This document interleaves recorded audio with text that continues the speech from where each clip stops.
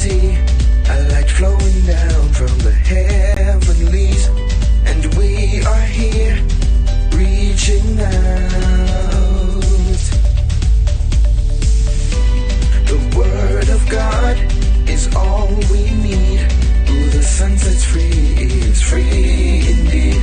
So God, please speak to me, reaching the next generation. Well, greetings and welcome once again. I hope you're enjoying today's lesson with us as we share the Word of God. But I stopped in briefly to talk to you about something that could literally change your economic life and also be a catalyst in helping you and me and others change the lives of many around the world. You know, ministers all over the world are in need of support, in need of help, doing missionary work, doing evangelistic work out in the fields, and we're constantly hearing of needs that people that we are desiring people to help.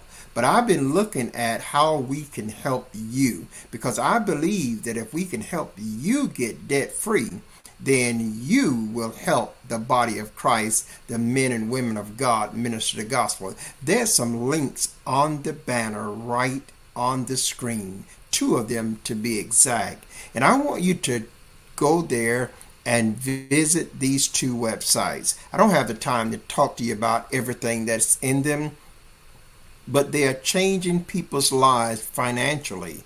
And I want to be your personal coach on your financial journey to direct and help you with attaining your financial goals. I know it can be done. There's proof of it, and if you take a look at this, you will know as well. I hope you'll do that, and then when you are in the programs and making the necessary income that you desire, I'm trusting that you will be more able to give and to help those that are still hungry, those that are in need. You know, Jerome Jones Ministries, Bible Teachers International, this work that we are doing is reaching around the world. And it is people like you that actually participate in it and help us. I want you to go to those links. One of them is about paying off all of your debt in 10 years or less.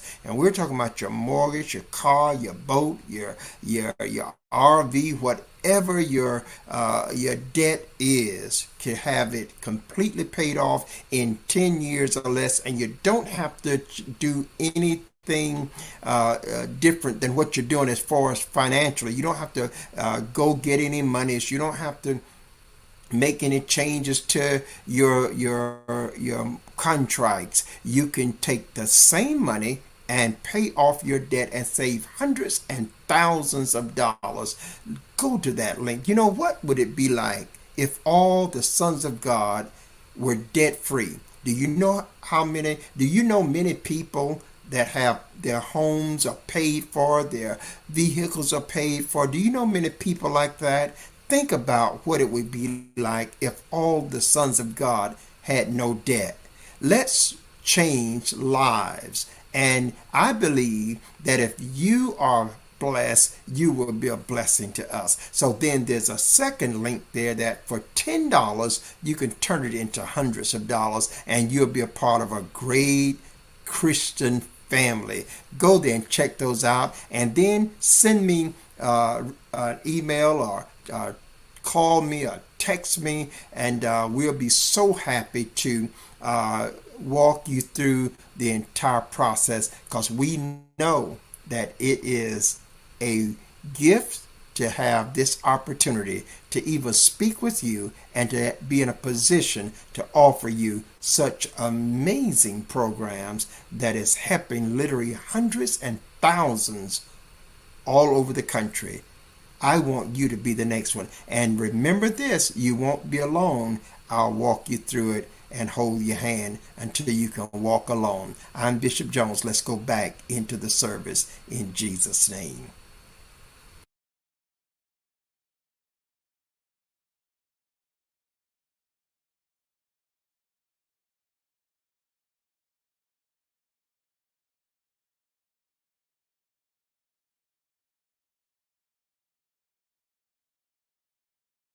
this with you. And guys, I am still trying to work out the situation with my introduction, but it is a good plug for the commercial work that we're uh, about the work that we're doing in feeding the hungry and providing um, real help to the many families that do not have food to eat. Um, we need your help to continue to support these families. Um, a year ago this time, I was there in Africa with the mission work that I did there, and we had firsthand um, opportunities to meet with many families that were in deep, deep poverty. And before we left there, we committed to helping a number of families. And it's not just in Liberia, but some of the families are in Uganda, some are in Kasai, some are in Gambia, Pakistan, India. And these families are in dire need of help. And so we're asking you to consider partnering with us to help those that are in such need. And that's what that commercial is about. And also check out the links that we talked to you about that will be of help to you as well. I don't know whether we actually had them on the screen, but this is Cooking with the Chef. And usually I don't even have those connected, but somehow I got this crossed up and I haven't been able to figure it out how to disconnect that and just assign it to the other broadcast. But today we're going to do something in the kitchen. And today we're going to cook our usual signature dish that's for the house all the time. That is chicken. But today we're going to do it fried. And so what I want you to notice here is that this is first of all, it's a very simple recipe. And you could make this in your own kitchen with things perhaps that you already have in your pantry.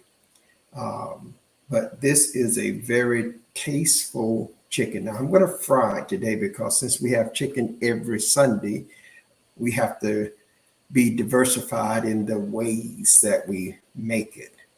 Well, if you want a winner, this recipe of fried chicken can be done every single week. And, your guests and family will love it. Now, one of the things there's some things that I want to do on this session. I also want to remind you that when you're cooking or dealing with food, there's two basic principles that we want to always follow, basic rules. That is the SS rule. And the SS rule is safety and sanitation. There can be no substitutes for either of them. Safety, because knives cut, stoves get hot, ovens burn. You want to be practicing safe habits. Most things happen in the kitchen accidentally. No one goes in the kitchen looking to cut themselves, to burn themselves. No one goes in the kitchen looking to spill something hot over. But it happens. And 99% of what I know in my upbringing, the reasoning for it happening is because there's a lack of practicing of safety rules. Okay, like one in particular, people go to the sink and they'll wash something, and they'll put knives in the dish stream. And I've come many times, the knives are turned upward. Well, anything with a blade on it should be turned down. You don't turn it upward, because someone can be standing at the sink and they know the dish drain is there, and they can just reach their hand there, because the blade is turned up, they could be reaching for a fork or reaching for something else. But because that blade is turned up, it can slice there into their hand. So we practice safety by putting knives down. We practice another safety is that anything on the stove is potentially hot. So treat it as if it is hot. Approach it as if it is hot. It's better for you to approach it that way and it not be hot than for you not to approach it that way and all of a sudden you get burned. So these are just basic things. And one of the other rules is be mindful not to let people walk all behind you while you're dealing with hot stuff or knives, or because you can get bumped. There's so many ways that an accident can happen. So I want to make sure that we're getting those basic things in safety. The other area also is sanitation. This is a real pet peeve of mine. It simply means practicing clean hygiene.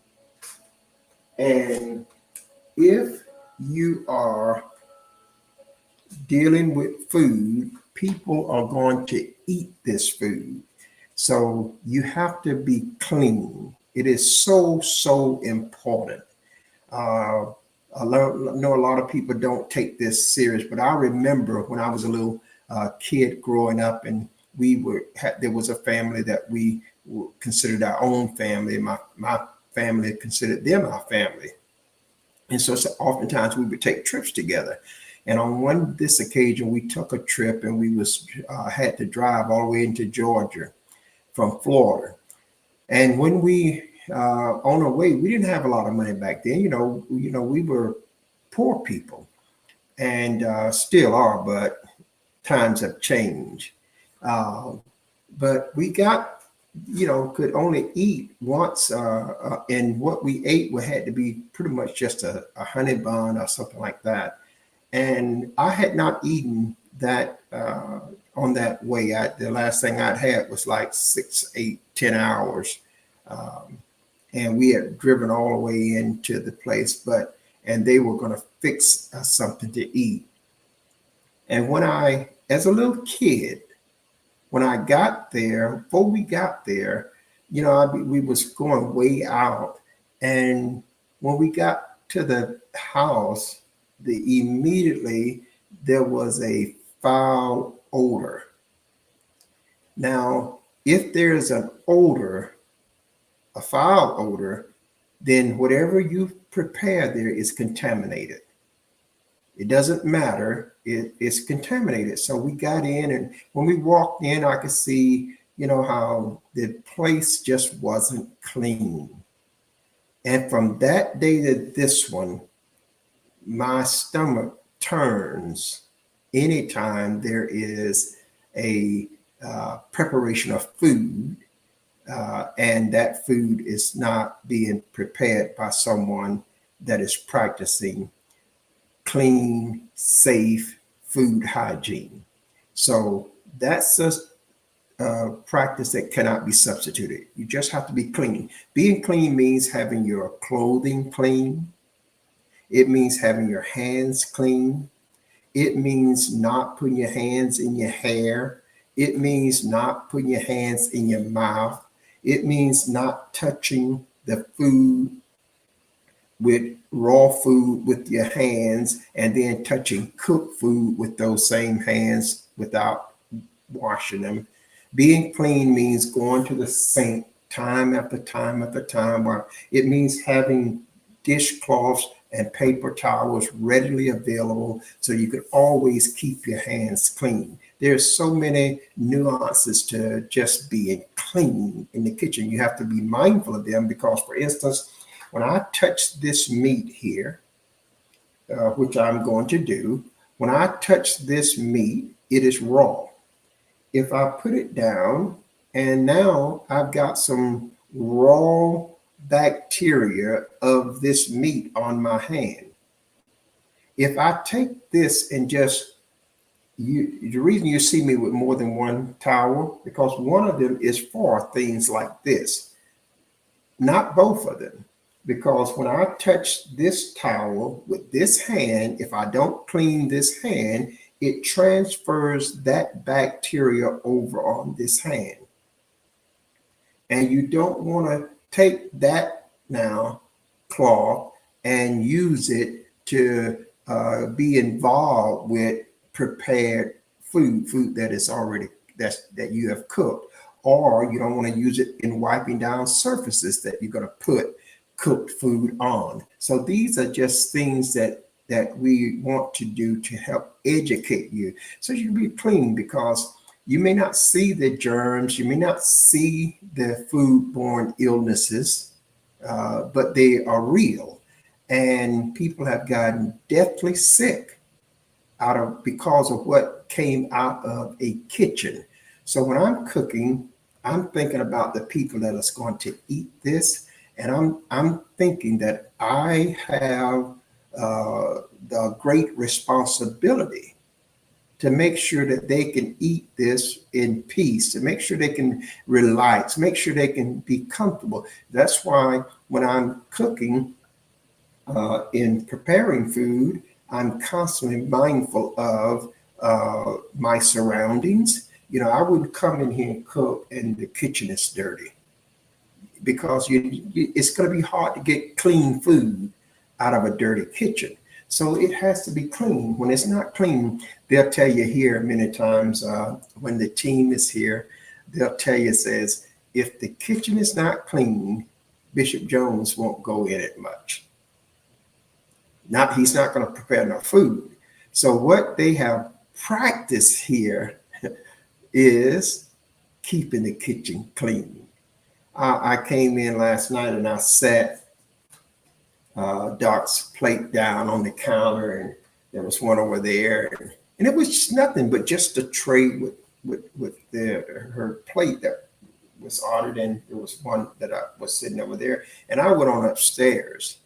Well, when I got up this morning, Colleen has went through this entire kitchen to make sure that it is clean and prepared, so that I will want to come in and prepare the meal. Because if it's not clean, I can't walk in and try to prepare it. I'd have to wash everything in it. I'd have to wash the counters down. I have to make sure that the cloths are clean. I have to make sure all those things are done, and then I'm ready to start preparing the meal. So I don't want you to take that lightly. Sanitation is a serious problem in many, many kitchens, both in the private sector as well as in the commercial sector. So when you just practice that, if you're teaching your children, practice clean. And it starts with you. It starts with, I had to get up this morning. I went to sleep last night, and I had to get up this morning. But I couldn't just get up this morning and just stumble into the kitchen and irrespect to how I looked. I had to get up and fix myself up. I mean, I would want to just crawl out of bed and waltz on into the kitchen. No, because there are people in the house. See, you think that you might think that I do this just for the YouTube audience or Facebook audience. No, the people in this house will tell you that I do this when I am not streaming. It is important that the people in the house know that if Bishop Jones prepare something for us to eat, we don't have to worry about it. We know that it is one thing above all else, is clean. Now, it may not always taste like they want it to taste, but they're going to know it's clean because he's a clean freak. He's wiping counters, washing his hands. He gets aggravated when things around him get cluttered, and they just know. So when they sit down at the table, they don't be sitting there wondering, because if I have to do that, I can't eat. I just can't. And when I got to Georgia, I didn't eat nothing that whole 3 days while we were there. And I was so hungry, but I couldn't step across the stink, and I couldn't step across the dirty surroundings where the food was. And I'm not saying that, I'm not really indicting people that don't know any better.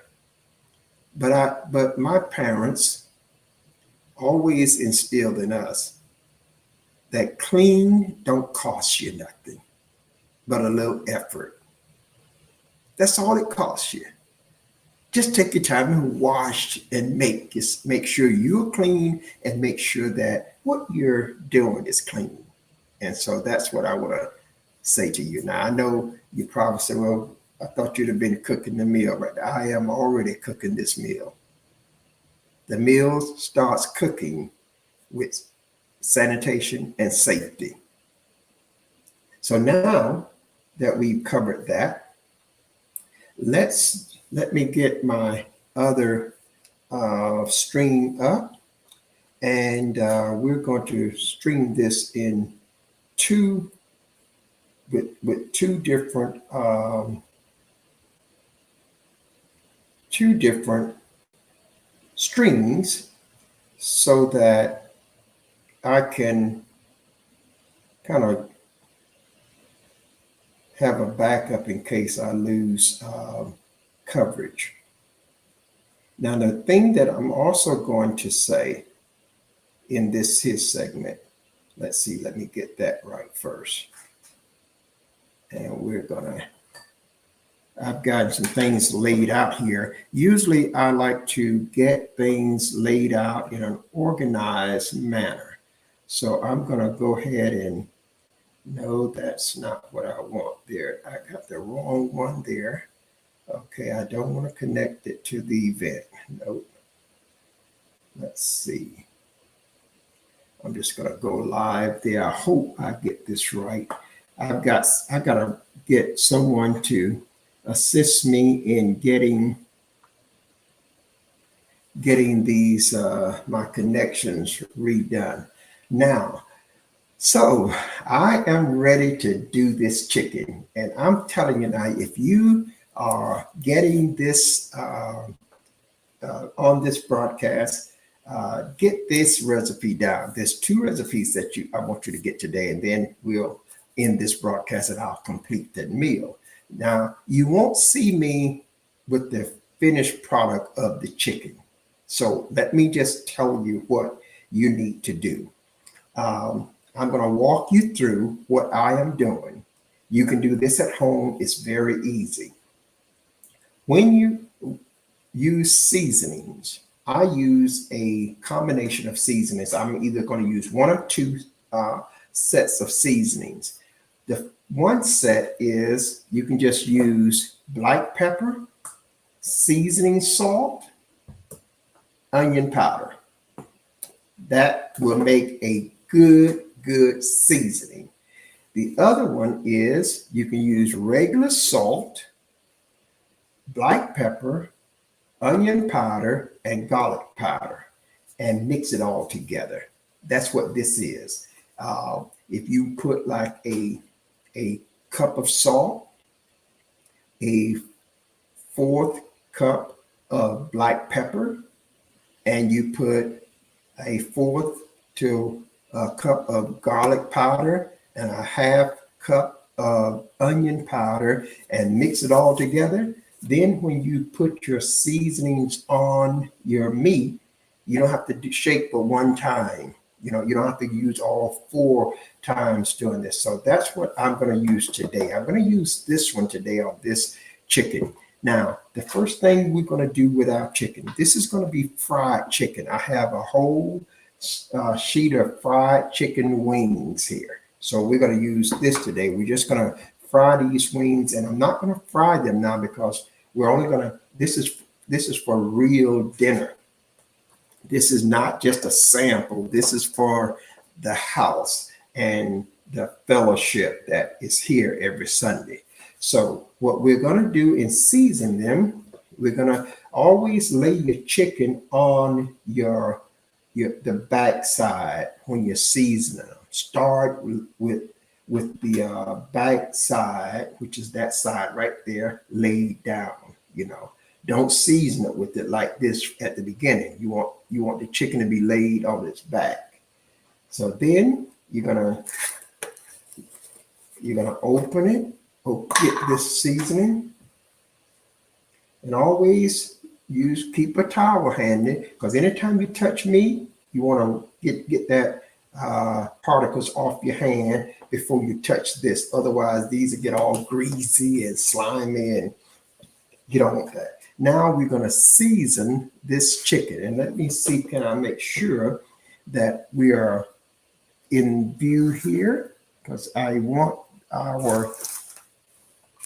we're going to make a couple of recipes here, and these 2 recipes are delicious. So we're just going to season this, and this is what I mean when I say mix your seasonings together. You can mix this at home.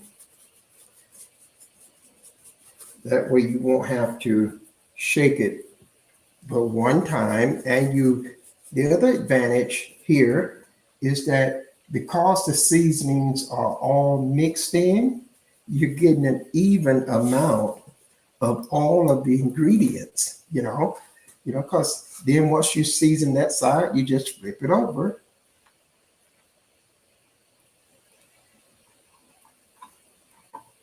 So you're getting a even mixture all the way through of all the seasonings, and that's what makes the ultimate taste of your food to have the right flavor. That way you're not getting too much salt or too much onion powder, and you're not going to likely get too much onion powder. You may get too much salt, too much pepper, and too much garlic, but you're not going to get too much onion powder. Onion powder is a stimulant for all of the other. Now, you see how I just touched that meat? Let me just make sure now, both hands was on that meat. So what I'm going to do is I keep my paper towels, and before I pick up my seasoning again, because you don't want this to be on the container, because if it is, you're going to leave it there, and overnight that bacteria is going to grow and grow, and it becomes contaminated. So you put this here seasoning on.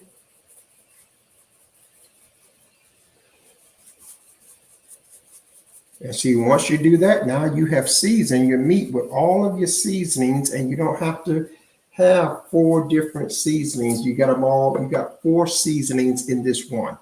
So now that is done. Once I do that, when I finish something, I usually set it back out of the way so that I'll know that I've used it.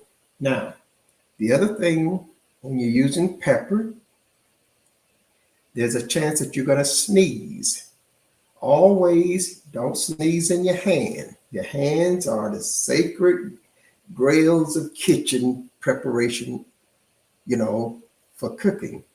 So you always use your shoulder, and you always step away from the food. I watch people in the kitchen and they have coughed or whatever, and they didn't move away from the food. They put their hands up to their face, and then they didn't even go to the sink to wash their hands. That is unsanitized. So you got to make sure that we got to keep this right. Now this is ready. Now what am I going to do? This chicken is going to go here. I'm going to put it in here. Now, just all of them.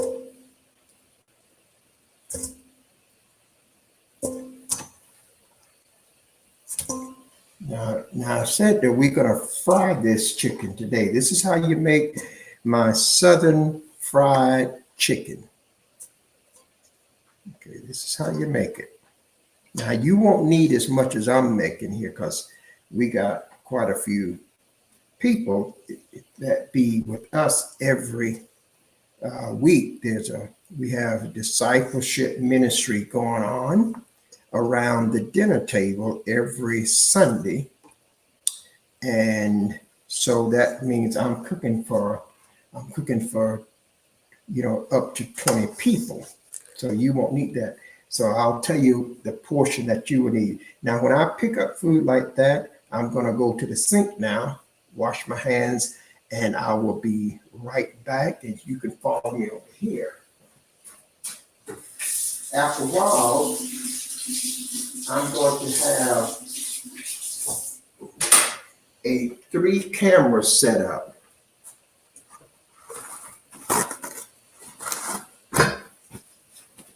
Now you get your hands clean again.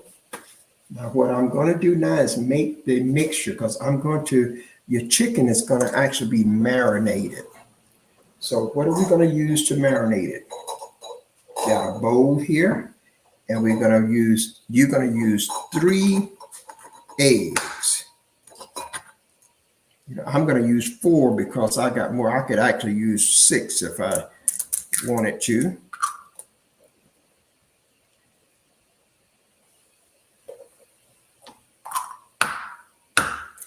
Crack your eggs. Now, if you're not good at cracking the eggs, crack them in a separate container first to make sure you don't get none of the shells. You don't want shells in them. See, I got all those 4 without getting the shells, and sometimes I even get some shells. Now, what you're going to do is get about a 1/4 to a 1/2 cup of water. I got my water right here, so I'm going to use a cup of water since I'm using a lot. Let's see if that, and I kind of measure stuff, when you're trying to teach people how to do something, you want to try to give them the best possible chance at getting it right. So now what else we're going to use in that? You're going to use about 7 to 8 ounces of Louisiana or Crystal hot sauce. I'm going to use about 10 to 12 ounces since I'm cooking more. But you're going to put this hot sauce, like I said, I'm going to use about 12 ounces, but you would use 7 to 8 ounces. Louisiana or Crystal or Frank's, but I try to make sure that you have the right ingredients so that you can get the right results. So we're putting this hot sauce with eggs and water. That's all we're putting in this.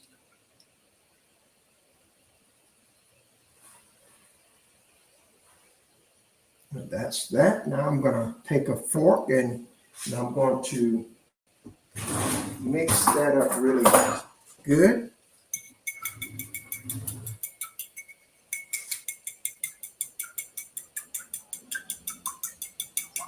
And you could have scrambled the eggs up before I put all the other things in it. That would be the better way to do it, because once you put your other liquids in it, the egg yolks kind of keep moving around, and you have to, do a lot more mixture to get them scrambled.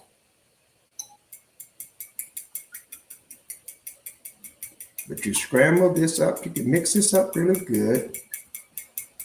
This is nothing but hot sauce, water, and eggs. And it's not going to make your chicken spicy, and it's not going to make it hot, okay? But it's going to make it oh so good. You won't have a lot of this left.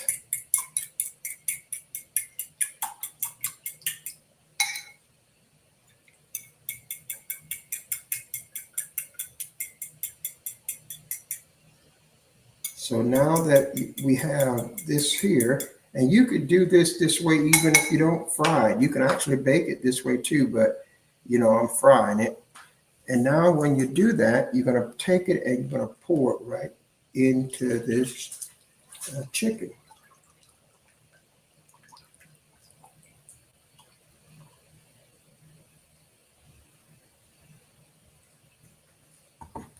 Now we have this here in the chicken, and what you want to do now, you want to make sure that it goes all the way down and all the chicken gets into that sauce. Now people have asked, well, if you're going to put it in there like that, why would you season it first? Well, that's just a process.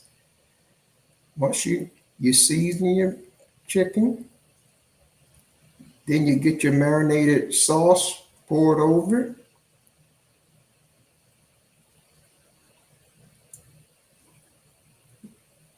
And, I'm going to press it down until this chicken gets submerged into the sauce.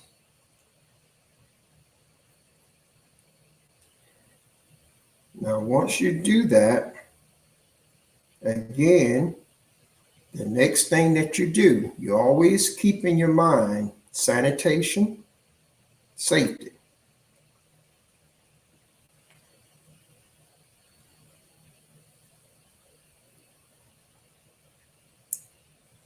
So that's looking pretty good there. Pretty good.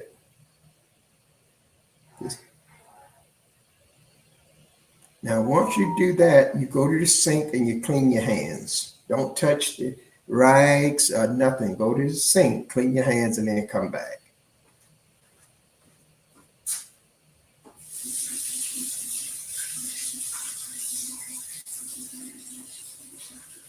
One of the things and once you do that, now you can dry them off.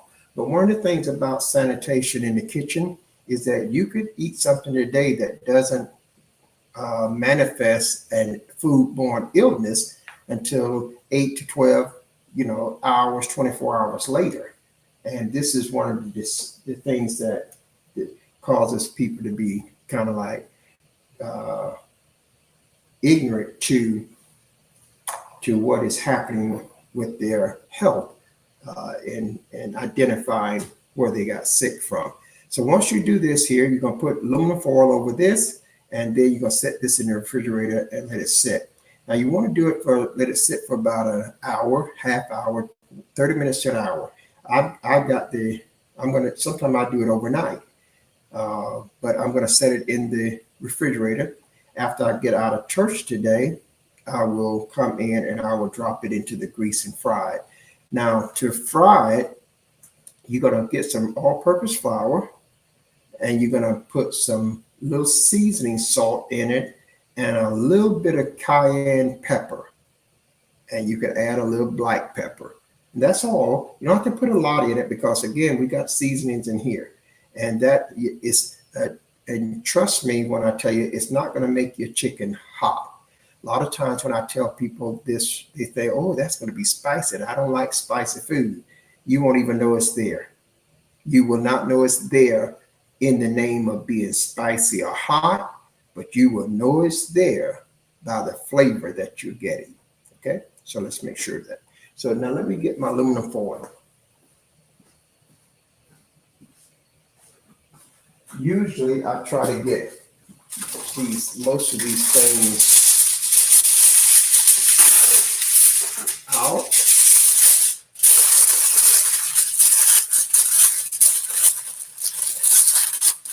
So now this will go in the refrigerator, and it will sit until I come back from church. Now, I also like to practice kind of making sure that I kind of keep my area clean as I go. This is a cutting board that was used for chicken. So once I use a cutting board for a meat, I don't use it for anything else until I get it clean. I have watched people take the same cutting board and use it for different meats, and that's called cross-contamination. When you use the cutting board for any raw meat, now you can do it with meat that's already cooked, but if the meat that you used on this cutting board was raw, before you use this cutting board for anything else that is not going into the same meat, you need to clean the cutting board. That's why I got two cutting boards here, but I'm just using the one right now. So I'm going to take this one and we're going to get it to the sink and get it clean. And then we're going to be off to the next area. And the next area we're going to do is going to be a bit interesting for you. And you can take this recipe that I'm going to give you, and you can make it also in your own home. That's what these are for. These recipes that I'm giving you is so that you will be able to make a dish, that you will be able to make a dish at home that will be very, very tasteful. So now I'm going to get my other cutting board, and I'm going to use this one, even though I got that one over there, but I usually let them air dry. On a cutting board, you don't take a cloth and wipe it down. No, you let it air dry. If you wipe it down, you could be spreading more bacteria on it, so let it just air dry. You will pick up a lot of different things here. Now, what are we going to do now? Let's see, time is significant. What I'm going to do now is, and I'm going to go ahead and make this, but I'm doing this as we go. Sometimes it may appear that I have it all laid out, and I do have portions of it laid out, but I'm actually making decisions as I go. And I'm doing that basically because I pretty much know the process that I need to take. When you're starting to do things and you want to add some organization to it where it makes it easier for you, you want to lay things out, in the order that you need to do them in. And then you follow that order. That'll keep you organized, and it'll keep you moving toward the end product. Okay. So now what I'm going to do is make some fried cabbage with bacon, sausage, and shrimp. Now, this is a dish that they have not had here in this house, and I've never fixed it here either. I never prepared it. but it's a dish that has good flavor, and gonna have a little Cajun spice to it. Uh, but it's gonna make the table special, and so they're gonna be surprised of it today. And you said, well, you've not served it here. Well, when you understand the principles behind cooking, and you know the formulation of recipes, you know what tastes good. And this, my friend, tastes good. So let's get started. The first thing I'm going to do is I'm going to cut up 2 cabbage. Now you wouldn't need 2 of them, but I'm going to go ahead and cut up my vegetables first. And the reason I like to cut my vegetables up first on the cutting board, because the next thing because I don't want to cut, I'm going to cut the meat up last. So I got my 2 cabbages here.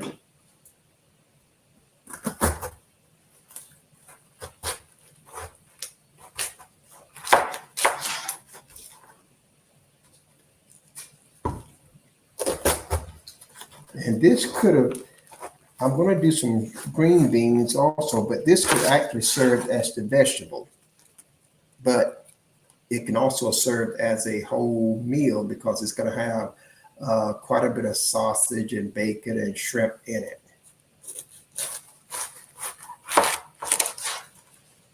So in cutting my cabbages, I just cut them in half, and then I cut them in half again. That's called quartering.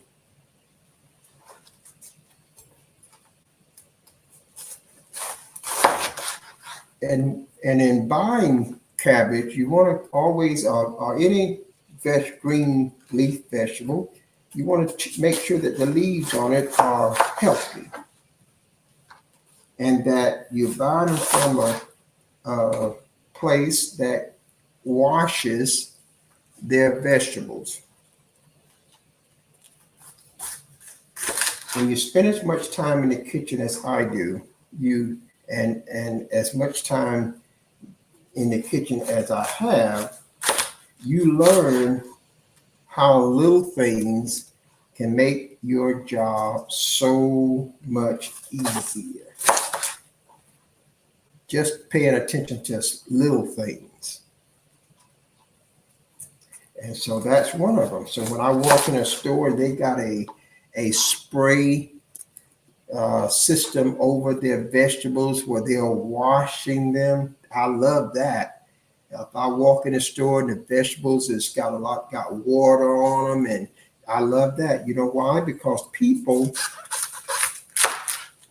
like me go into the store and they touch vegetables.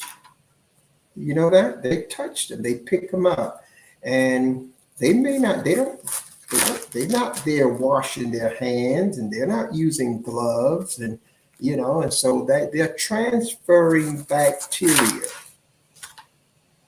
They're transferring bacteria that can be harmful to the body. So now once I do that, I'm just going to chop these up. So if they're transferring that bacteria, when that water comes on, that water sanitizes those vegetables. See? And I love that. So I look for that when I go in the store.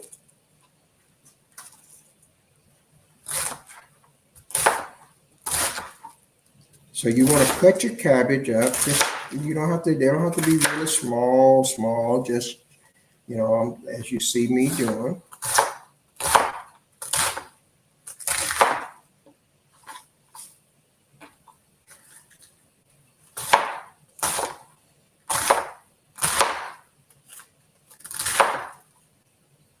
Now, some in the house may not like Cajun, but the majority of them will.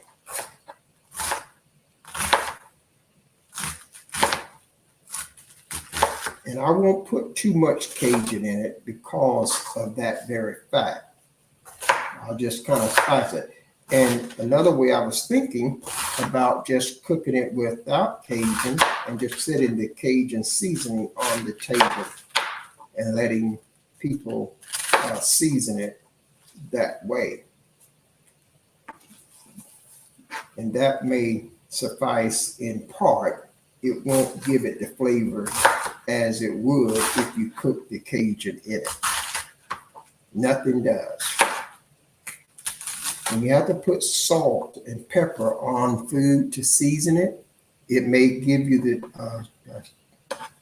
a taste of the seasoning, but it will never be as it would be if you cook it with the salt and pepper in the food. Okay. And the reason is that it don't have it by putting it on it, sprinkling it on it, it doesn't get the chance to saturate and the heat to cook and to be there. So now I've got these cabbages, got them cut up. And I'm going to get myself, and I'm going to dump those in here. And now we're going to cut up some bell pepper, onion, and I didn't do that. I forgot something. Let me go do it now.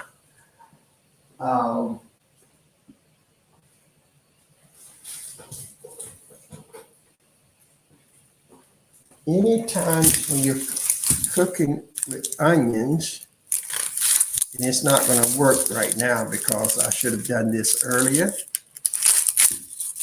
but I'm going to do it for a little bit anyway. When you're doing your onions, if you're going to be using onions, you want to peel the onion.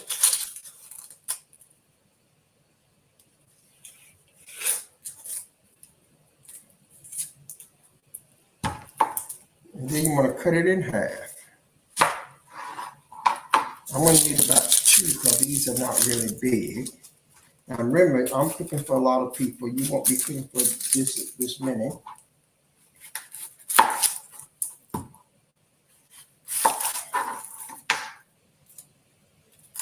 So once I peel these onions, I'm going to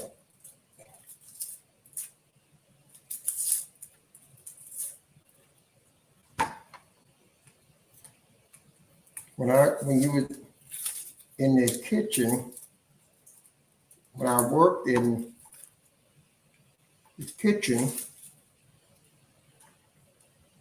I'd be sitting there doing onions, and people would wonder, you just cut those onions like nothing.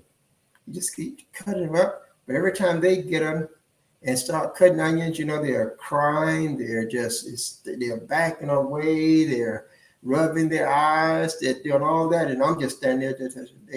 And this is why. You cut it, peel them, cut them in half, put them in the freezer for about 30 minutes before you're ready to use them. And there are other methods that people will tell you about, but this one is the best one so far. I've been in the kitchen since I was a little boy. I'm 67 years old now. Okay, just think. And I've tried a lot of things. I've worked in the kitchens. I've had my own bakery. I ship pies and biscuits and cakes to 47 cities in the state of Florida. I had hotels and restaurants had our products. I've had my own barbecue restaurants. I've had, the opportunity to just get a wealth of experience. And I worked alongside some tremendous chefs, and some tremendous cooks. And so you amass a lot of experience. And nowhere I've been had a better solution for cutting onions than what I just told you. Cut them in half, put them in your freezer for 30 minutes or so. And then when you start cutting them, you don't have to worry about the eyes stinging and crying and all that. People think you are a master at that, and you will be. You will be, because you solved a problem that you solved the thing that causes people problems, so that they no longer have that problem. See? So now I'm going to get this here again done, cleaned off, and I've got to get a whole new bag.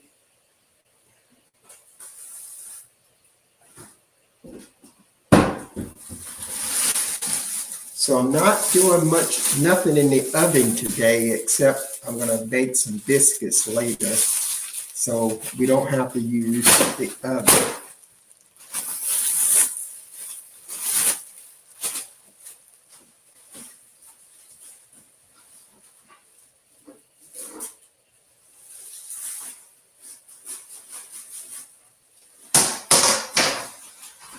So I'm going to get all of this here done. Again, keeping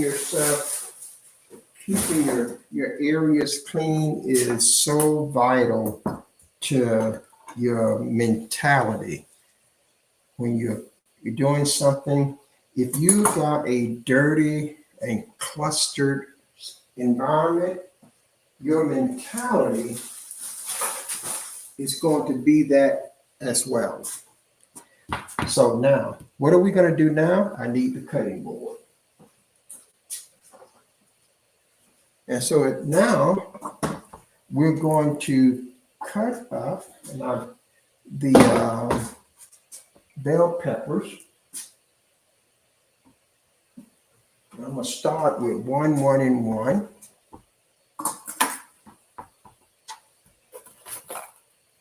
And these are going to be cut Juliana style.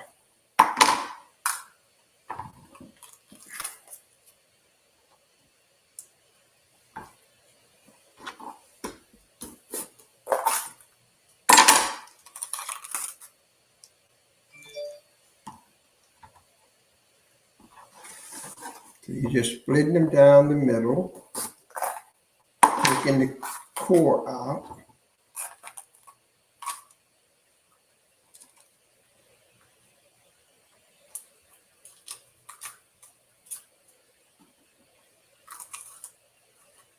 And now we're going to just slice them long ways. And by long ways, I mean just like that. That's how we're going to slice them.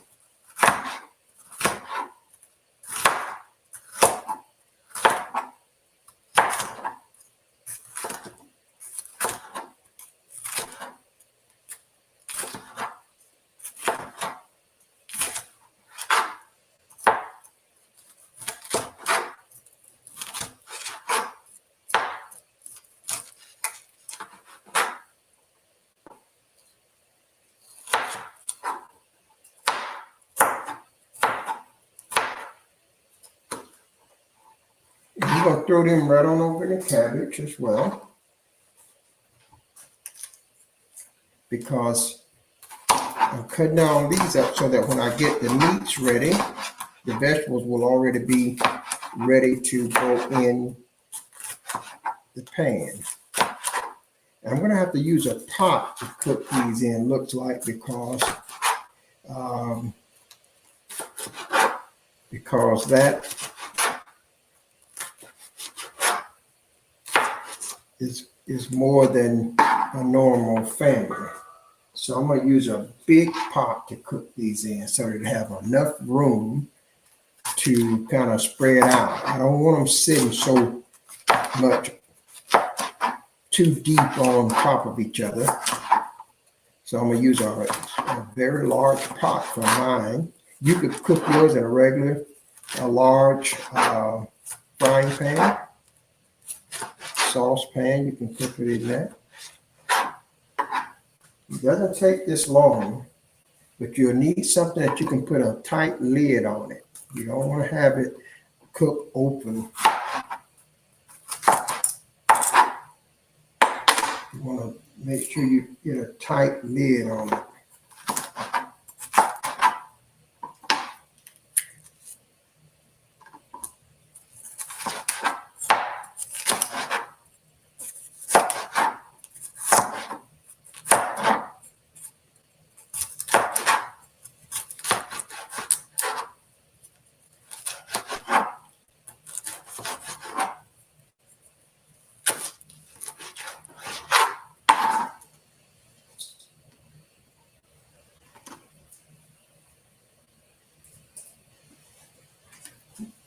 So I put we're using these bell peppers. You want to make sure you use some with color, like a red or gold. You want to make it look colorful.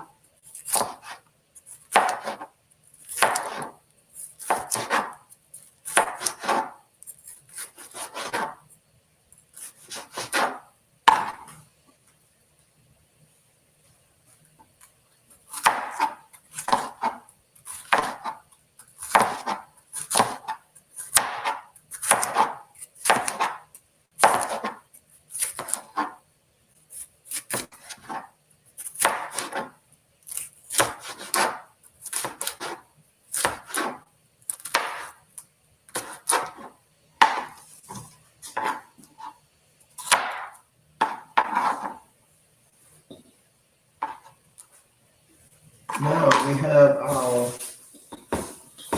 have our bell pepper and cabbage in here. And I don't know if that's quite enough, but I think that'll do it.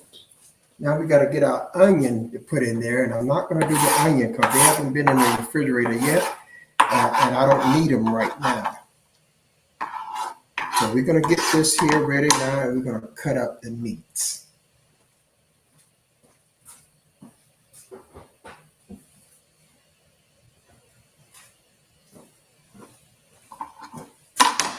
And we're going to set this aside. And we're going to cut up the meat. And let me just pull out the pot that we're going to use. We're going to use this large pot here. And so what we're going to do is we're going to start with this bacon. Now you can make this here at home, and you can actually make this really quick. Okay, this doesn't take long. You know, you can make this really, really quick. And people that don't know any better will think you've been cooking a long time. But I want to say that when you're making something good, you know, it takes time. But you have to take some time. Now you're going to cut this bacon in small pieces.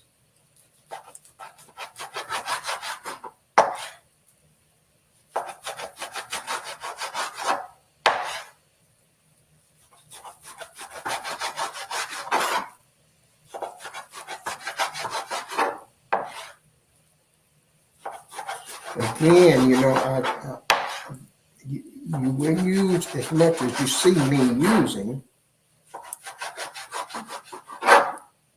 It's based on the number of people that's going to be at the setting. But but if you want, and it's based on how much meat you want in it. You know, and as I said earlier, this could actually be the whole meal. You can make this for the whole meal. You can cook it in a way where you can get some steamed rice, and you got a full plate because you got your vegetables and you got your meat.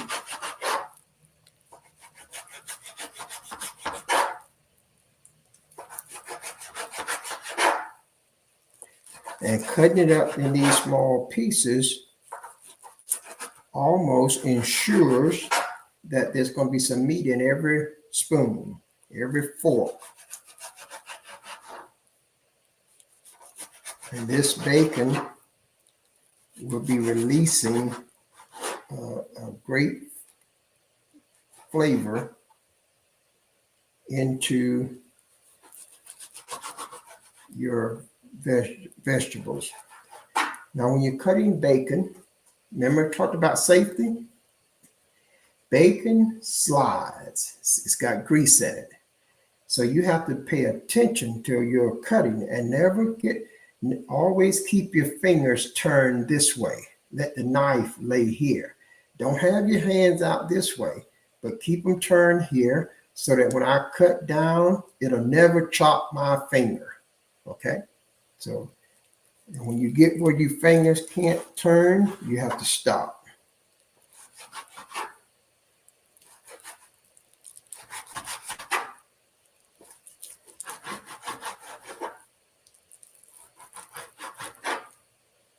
Now we got this here, and we're going to put this right in the pot.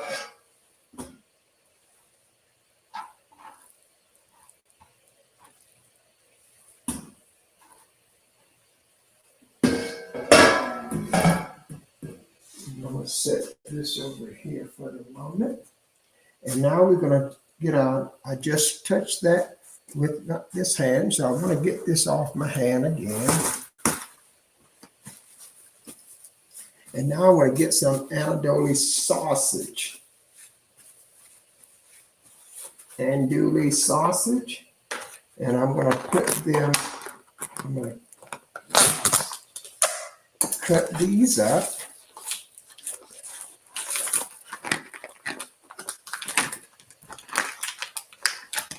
So you can see it's going to be a lot of meat in here. This is not going to be something that you can just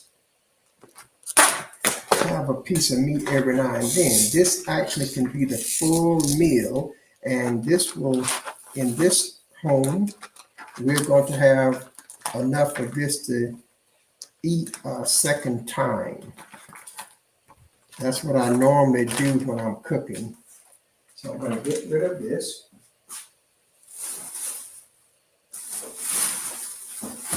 Now what you want to do is go rinse the sausage off.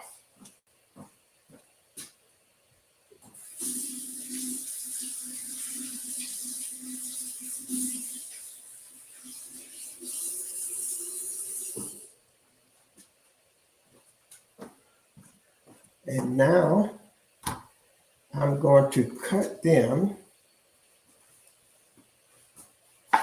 in like slicing them.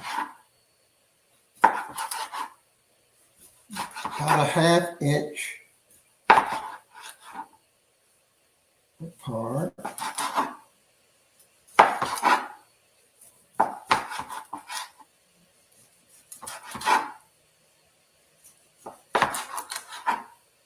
Now these sausages are hot. I don't care for them that much by themselves. There are a lot of people love them. I'm not that one for too many real spicy sausages or, you know, a lot of things. Not in sausage. I like spice with buffalo wings and things like that. I'm going to do a spicy shrimp with sriracha sauce. That sriracha sauce is a hot and spicy sauce. We're going to be making some sweet and sour dishes.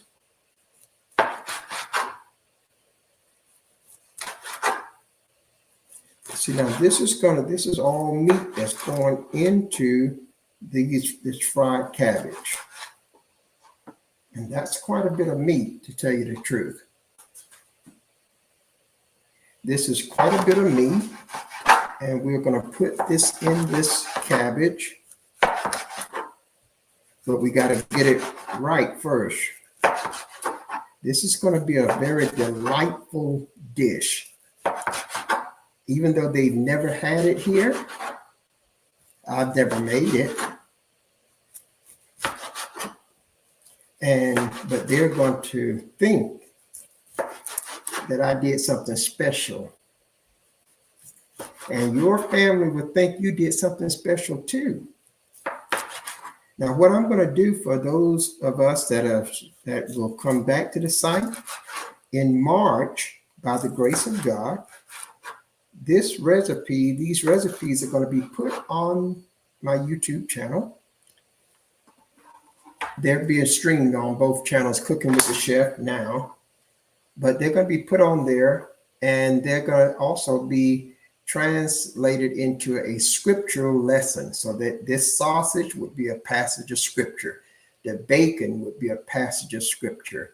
The cabbage, a passage of scripture. The paprika, the lemon juice, all of that going to be a passage of scripture, and it's those scriptures together is going to make a complete spiritual meal. And so when you have this dish, you're going to think about that lesson, and that just, so now we got this here. We're going to put this in the pot too.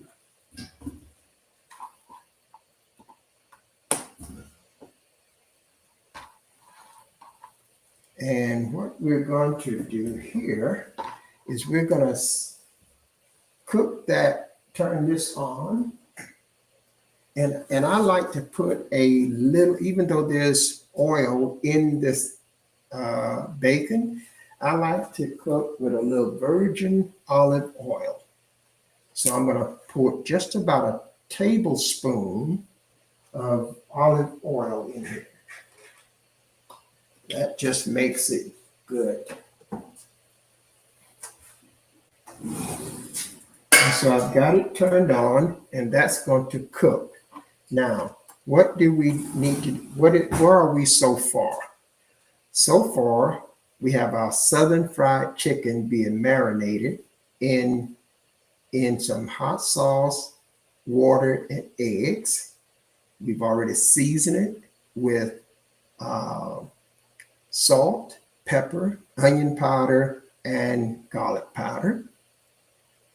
And now we've got our cabbage, our bell pepper cut up, and we got our sausage and our bacon cut up, and we got it on the stove. We still got to cut up our onions, and we got to get our, once this is sauteed, we're going to take it out, and then we're going to saute our shrimp. Okay, and then we're going to set the sausages and the shrimp, all of that's going to be set aside in a bowl while we saute and our cabbage and onions and bell pepper, and once we get those ready, we're going to dump all of that other in, and we're going to season it with some additional seasoning, some all-purpose seasoning you can put with it. You can put some smoked paprika that we will use, and some more black pepper. We're going to season the shrimp starting out with, we're going to season them with some lemon juice and some, we're going to put some Cajun seasoning, lemon juice, and paprika, and cooking that shrimp.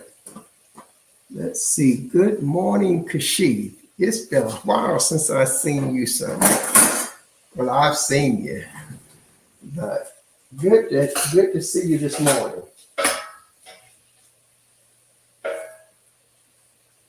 Happy New Year to you.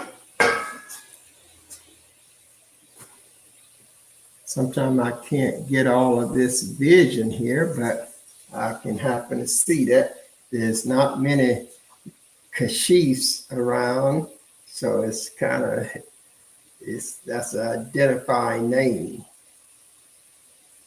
So now I got my bacon, and I have my sausage cooking, and we're just gonna let that get cooked and cook it down. And as it do, we're going to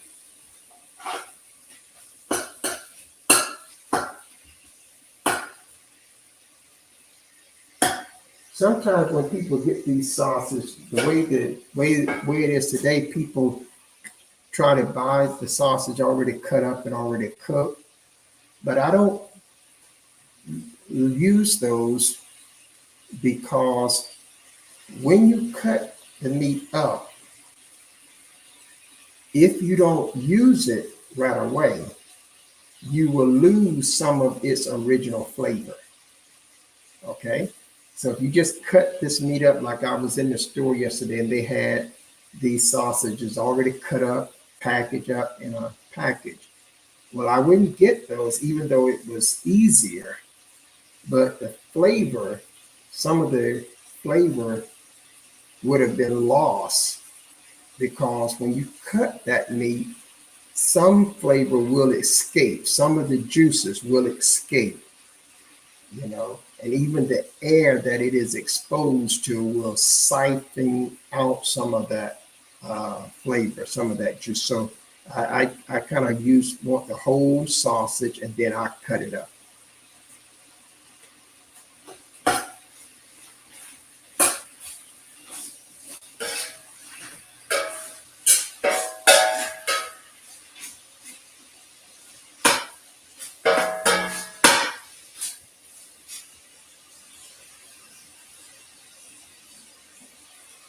And I'm going to cook those and let those get good and cooked. You want your sausages to be done and, your bacon nice and done. You don't want any of that half cooked. So you put it in your pan and you just keep cooking it and you're stirring it. And because I got an unusually large amount, then I've got to be very mindful to keep stirring it and make sure that all pieces is cooked.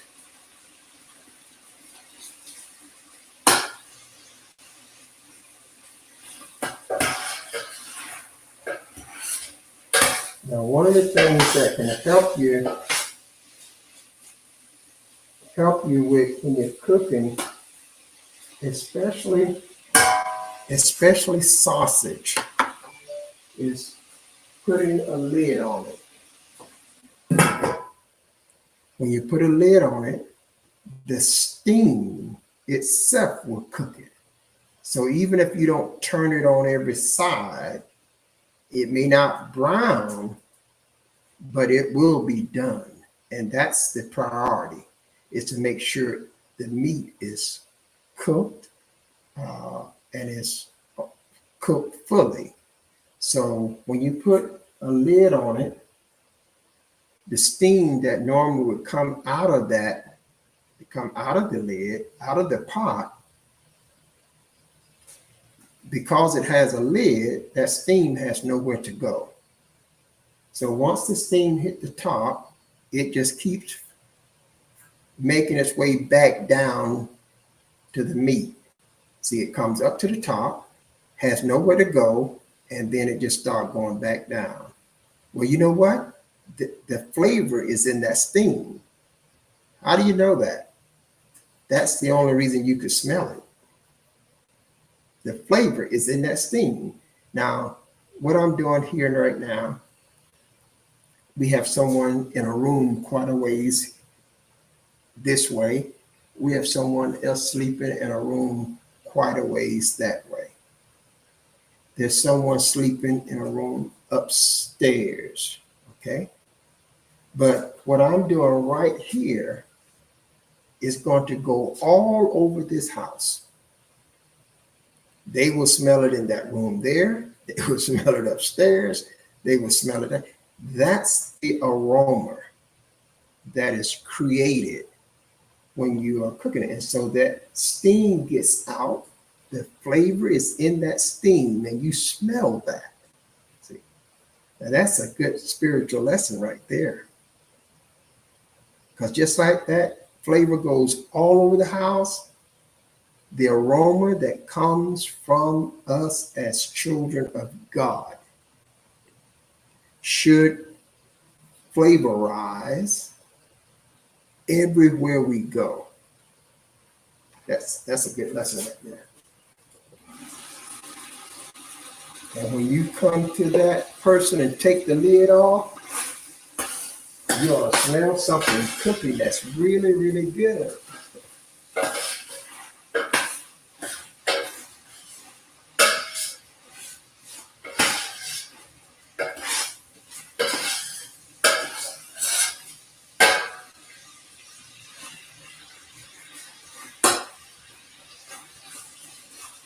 So I'm going to let that cook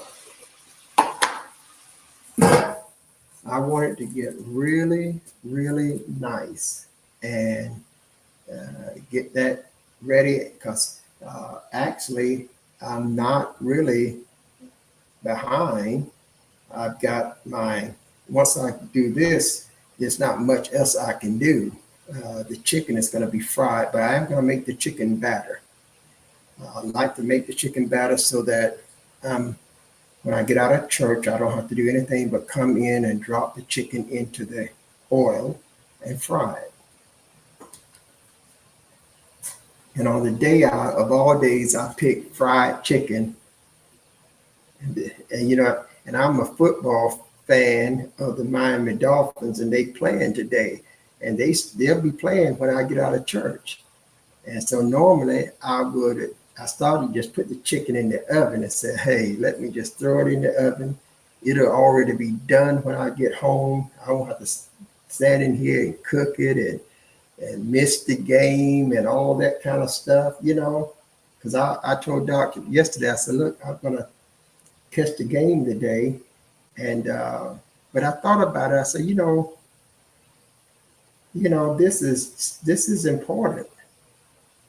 And, and we get chicken every week, but, I can make it special. And so since I can make it special, I'm going to make it special. I don't want them to come in. This meal today, they're going to get something today that they've never had me fix for them. And, so I told Doc, I said, Doc, I'm not going to be with you tomorrow. I'm going to sit down and watch. I'm going to sit down and watch the game. And she said, all right, that's okay. But I thought about it, and I thought about how good God has been and how good God is. And I thought about the effect of having a special meal and stuff like that in the fellowship that we have around the table. And I said, nah, I'm not going to just give them this baked chicken again, because we're going to do chicken every week. But, I got different ways I can make that chicken to that you'll say, oh my, I can eat that every day. So I'm going to do the fried chicken, even though I got to miss the Dolphin game. And I'm doing fried cabbage with bacon, andouille sausage, and shrimp. That's going to be a real tasteful dish. So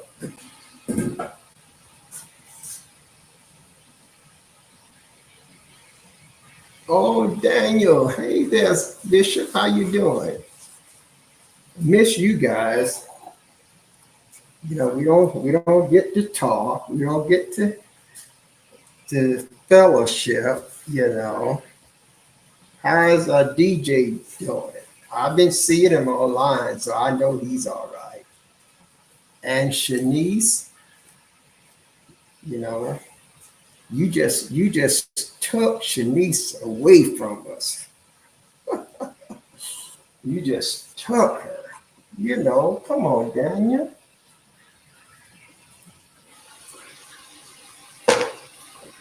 You guys are blessed.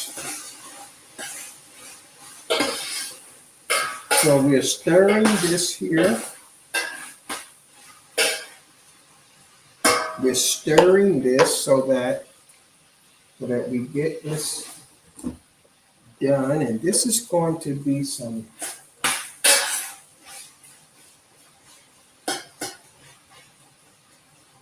and when you got a lot of meat, a lot of bacon, your bacon, and when you do cover it now, one of the things that you got to know when you're covering it with a lid, it's not going to cook crispy like it would if it wasn't covered, because all that steam is staying there. But it's going to get good and done, and that's the thing, and it's going to keep a lot of the flavor in it. So I have here cabbage and our bell pepper, both the green, the red, and the gold. I'm gonna go get my onions now. I've had them in the freezer so that when we start cutting them, we don't have to worry about crying and all that stuff. So let's go get them.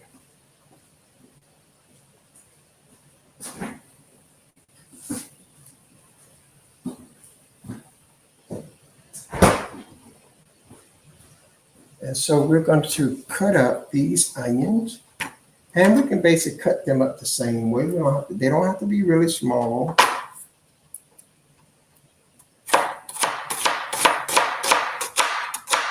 So what I do is just cut them down long one way. And then if I want to, I'll just turn it around and cut them right down the middle. And that's enough. You know, so that we can have these onions ready.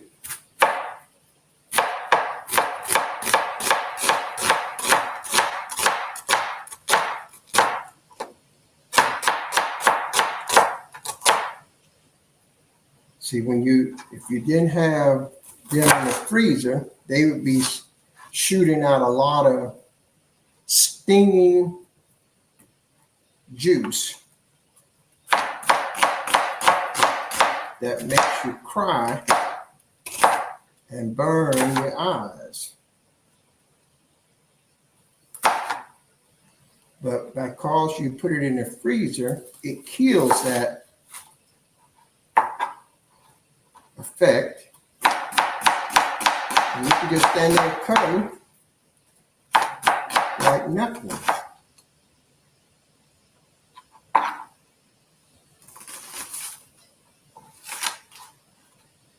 And that's all I need to do with that, see?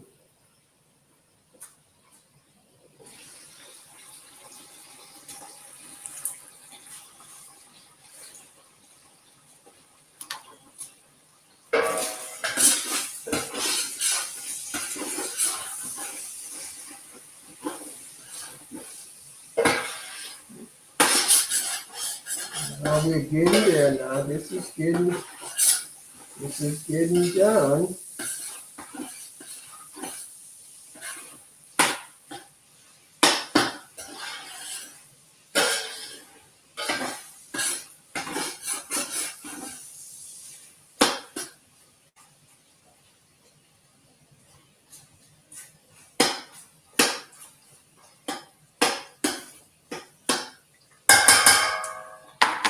So now we got the onions. We're going to put them right in our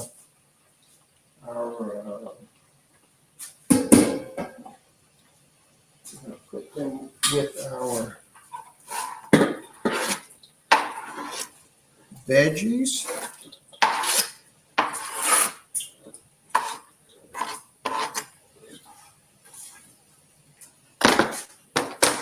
And kind of mix them all in there.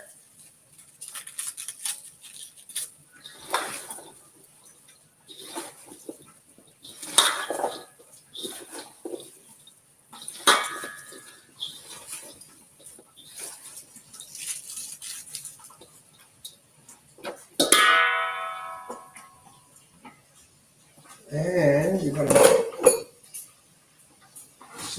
see what these are like.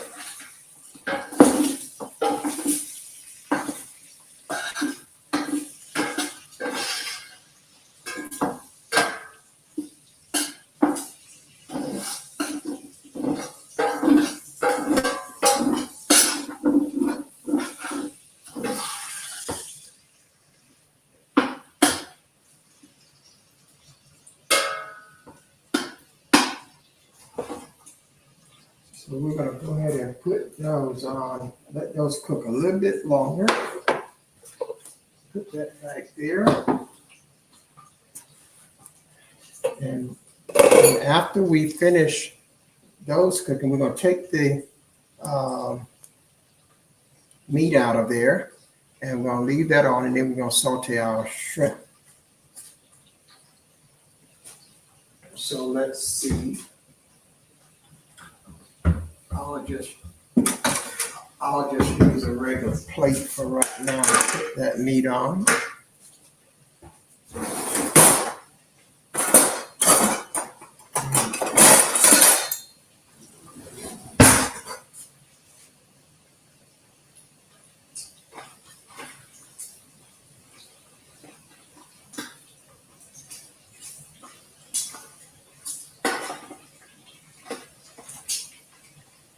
Because you want your meat to get done.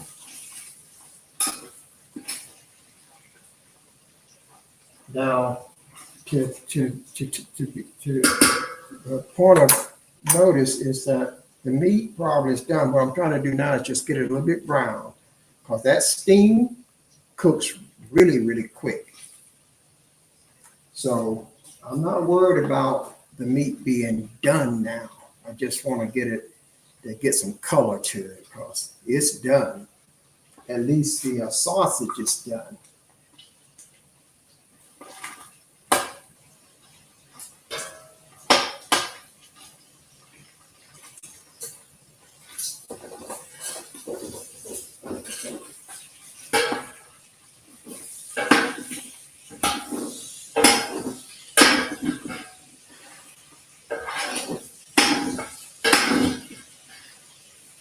Yep, this is gonna have, we have to take this out now.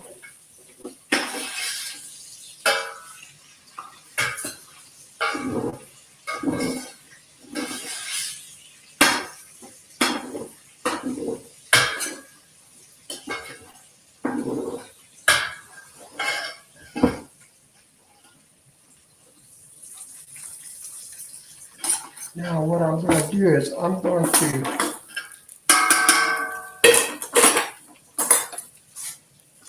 we're going to take this meat out.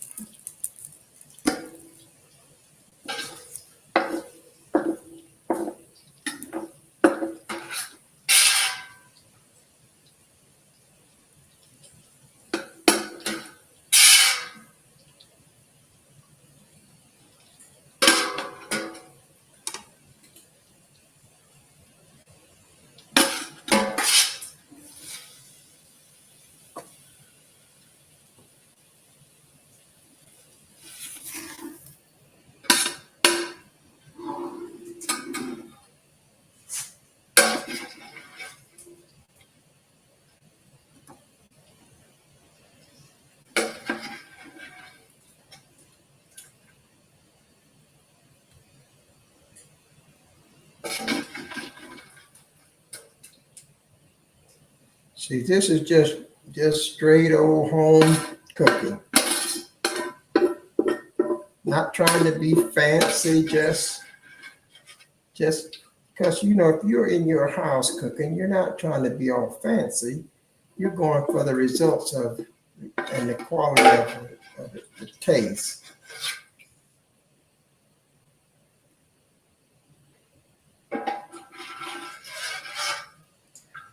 Now I will dump some of this grease out, because I'm cooking a lot. So I'm going to take some of the grease out of this. Just put it in a bowl. This is good for seasoning.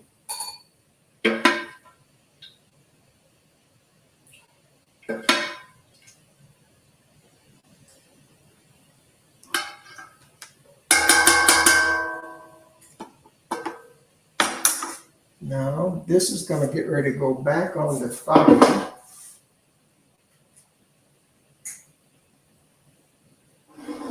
In just a moment. This is your plate of sausage and bacon. So what is the next thing that we need to do? Now that you've got your sausage and your bacon cooked, you want to get your shrimp. And I'm going to use 2 bags, I think. I may not use 2. This is a family bag. But I'm using the tail off. shrimp. And these are the extra small ones. I don't always use them.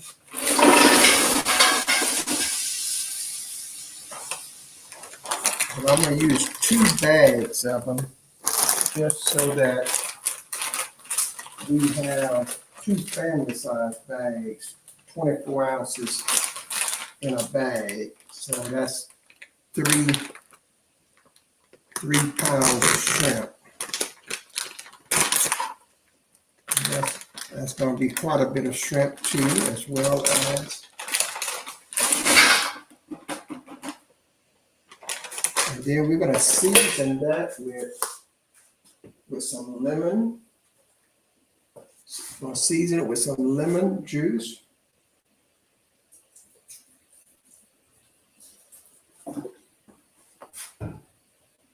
And some Cajun seasoning.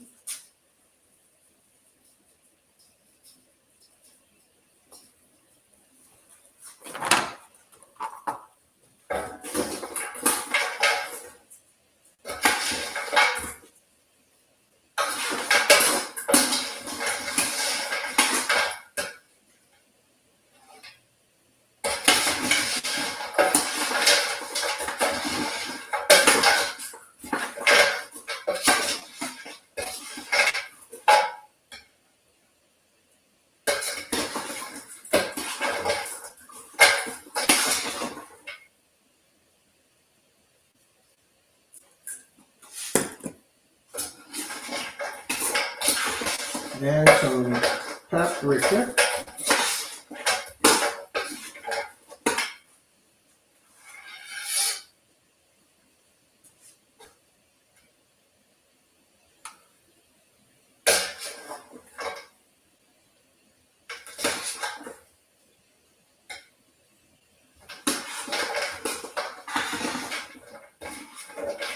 Again, I'm using a lot.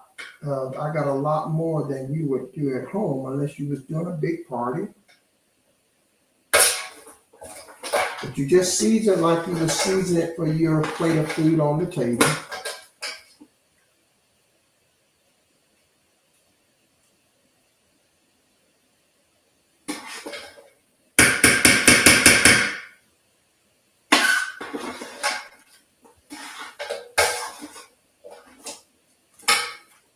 And we're going to turn this back up on medium, just above medium heat. And we're going to let that saute a bit.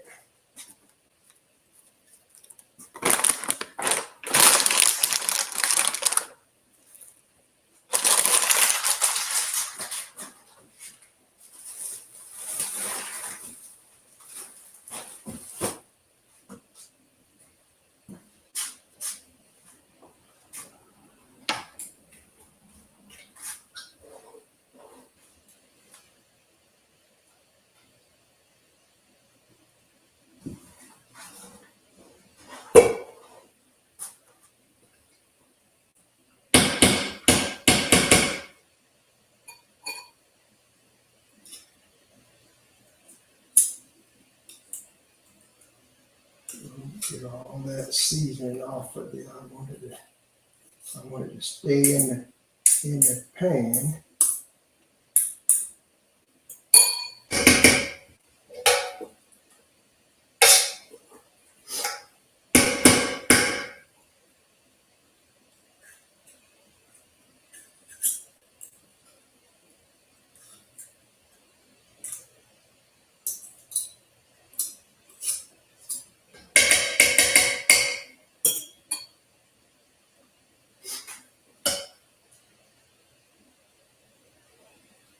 I want that to just saute just a little bit.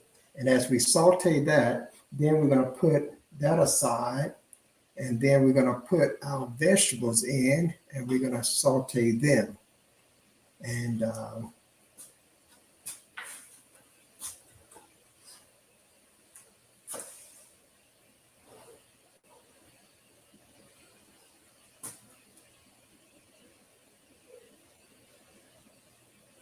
well, that should be getting hot. I thought it would have been hotter than that. But you set your meat aside. And you got the other part of this is you're gonna, once you get your shrimp sauteed, you take them out of the pan,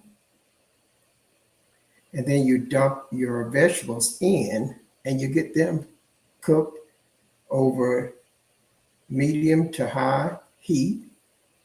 Um, and you um, get them cooked down um, about 15-20 minutes with the lid on. And then you should be able to season them with your uh, seasonings. And you're only going to put 3 different seasonings: some more ground black pepper. You're going to put some all-purpose seasoning, and maybe a little bit more paprika. But this should have some really good seasoning in it.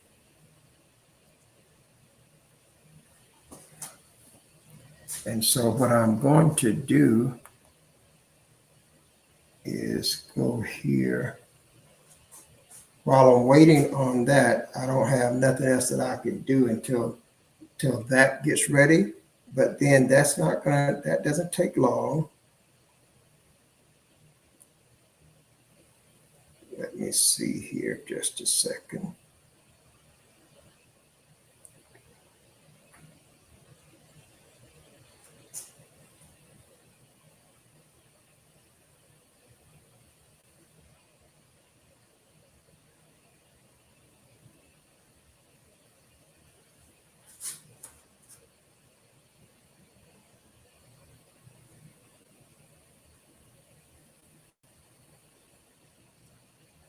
I'm surprised that my pan got that cold. That shrimp don't take but about 5-6 minutes. Okay, it's nice getting there.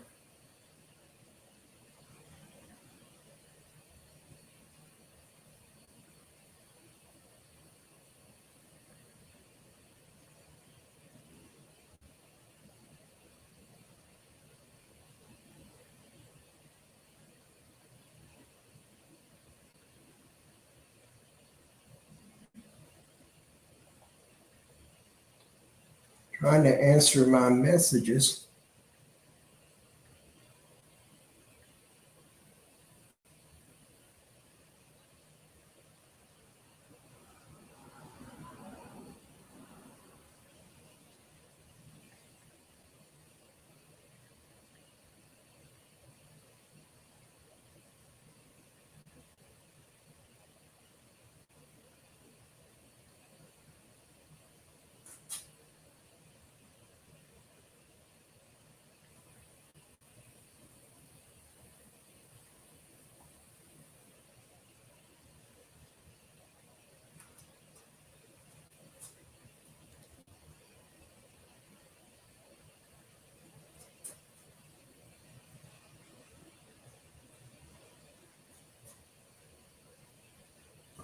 And this is getting ready.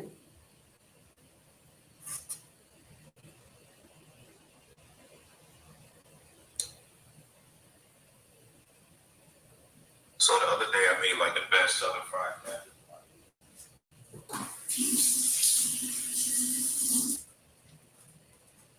So make sure y'all have it done. First I chopped up and then I cooked down some bacon with the skillet. Then I removed the bacon from the skillet in that same spot and added some sliced up bacon with the sausage. I just got it. I took out some bacon from the skillet. Next I added some pepper.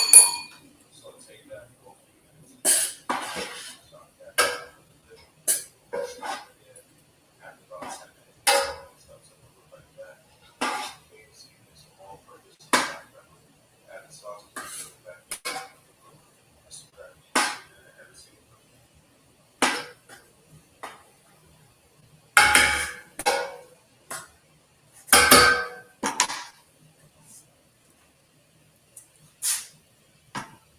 Now we're going to take our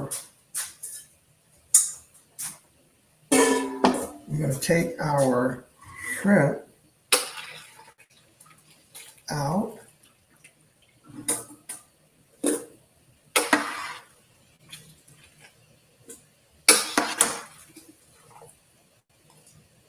little light on the Cajun, and that's just because everybody may not like it, like Cajun, but everybody can eat a little bit of Cajun.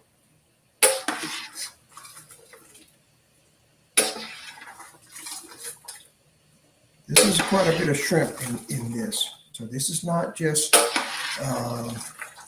this can be actually a full meal.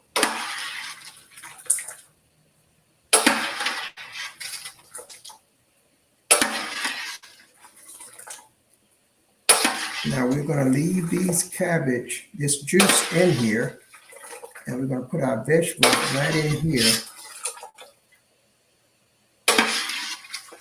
and cover it up.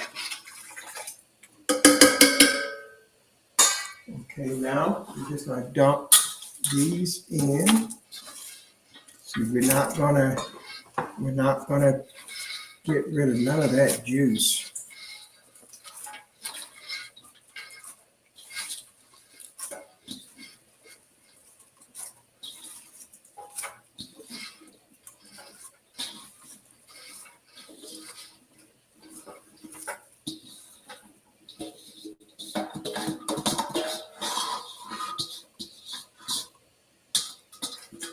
Now, I want to stir that around a little bit so that it gets some of the flavor of the juice up into the cabbage, you know.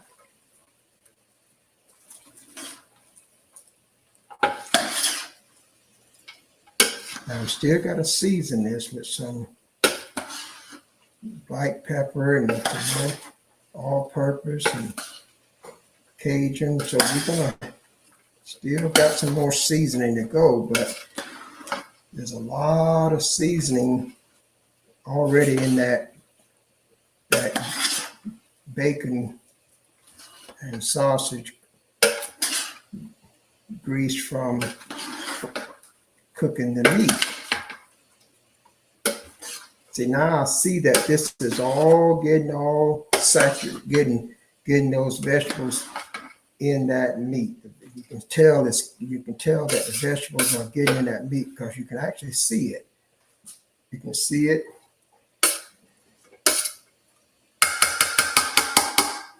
Now put it back on the stove and put a lid on it. So in about 15 minutes or so, we're going to add all of this here to it. We can just put this here in here together.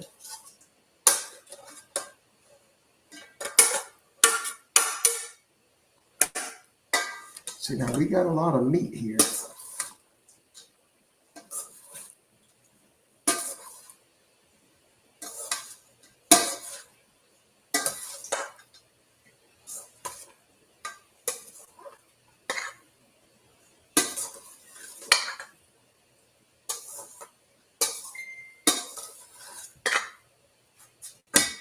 See, that's a lot of meat in that.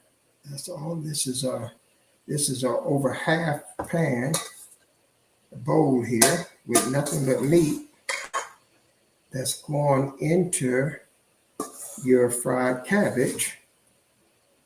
Just a lot of shrimp, bacon, and andouille sausage.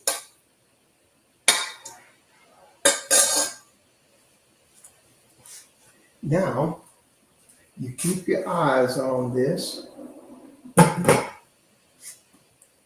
we keep stirring it. And I will be back in 2 minutes.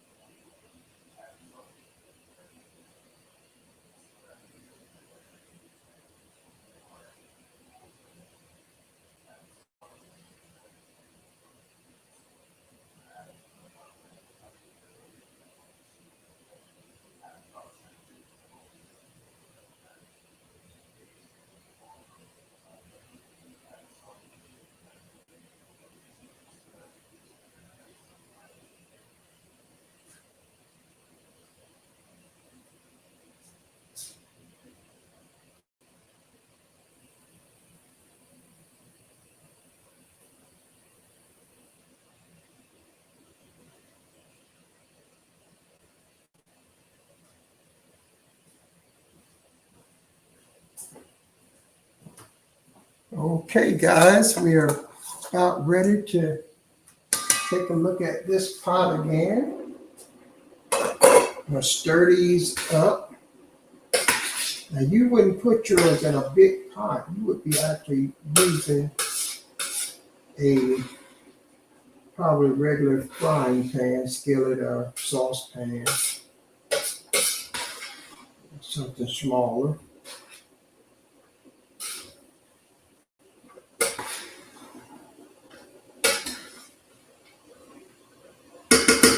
I want to put a little of the more seasoning in that.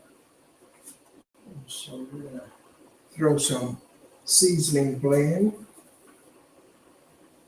This is a seasoning blend that will just be, it's like a neutral.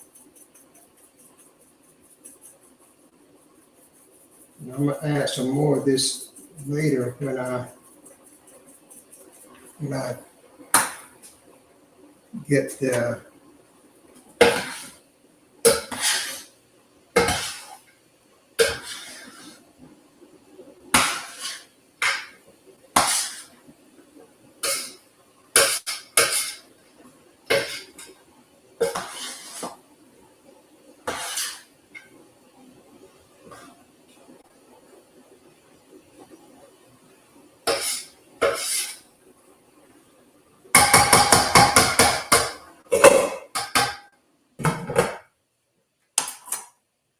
So this is going to be a delightful dish that will be something a bit special.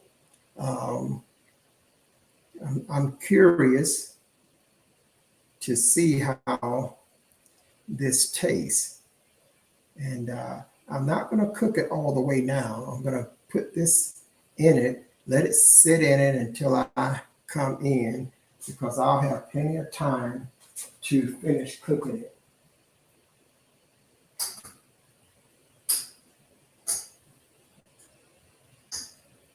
Because remember, this is for when we come out. So once you let it cook for a few minutes, you take the, this is the shrimp, andouille sausage, and bacon. And in the pot, I have the cabbage, bell peppers, and onion. And we've seasoned it. And now we're going to throw this in the pot.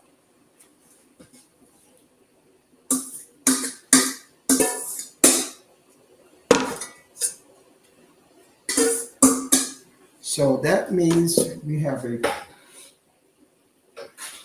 pot full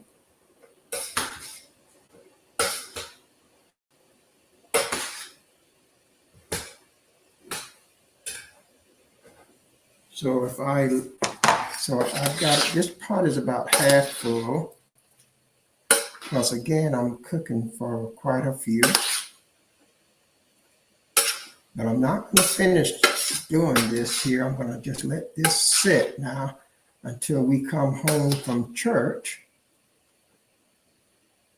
And once we come home from church, we're going to fry the chicken, and we're going to be able to see it. Now, just to take a look at what this looks like, let's see if I can do this. You know, I'm not that good at, but that's that chicken, not chicken, but that's the, we have our, cabbage, bell peppers, sausage, we got shrimp here, and we got cut up bacon, and it's been cooking. You can see how that is, but I still got to put some all-purpose seasoning, and I got to put some more ground black pepper and some paprika, and this is going to be a delightful dish.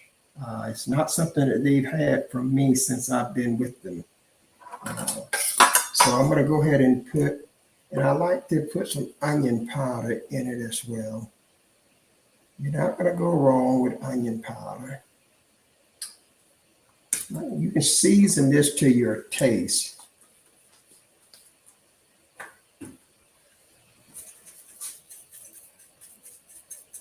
This is a seafood seasoning blend, so it'll be good for your shrimp.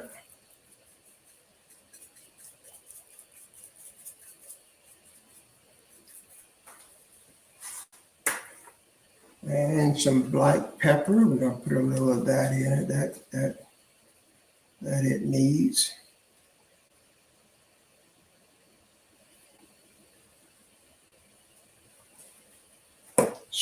Mix all of this up really good.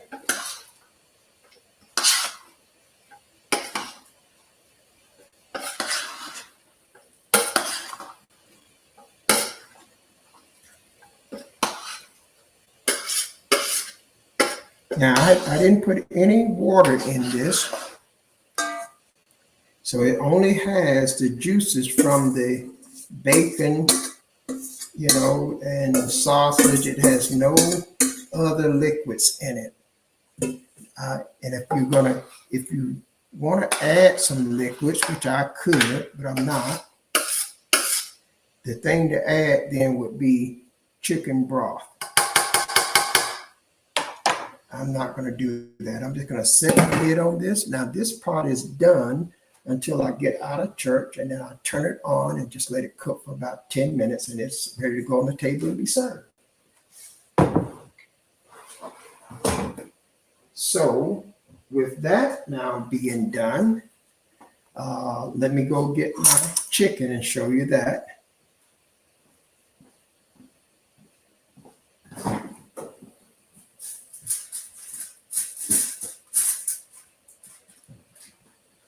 Now on this chicken, again, it's covered with aluminum, and it is marinating in my homemade marinating sauce. And to make the sauce, all you need is water, eggs, and hot sauce. That's all you need.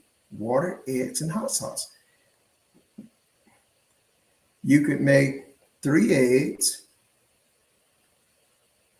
7 to 8 ounces of Crystal or Louisiana hot sauce, and a half cup of water. And that'll be enough for you to make it. And then season your chicken with whatever seasoning you want.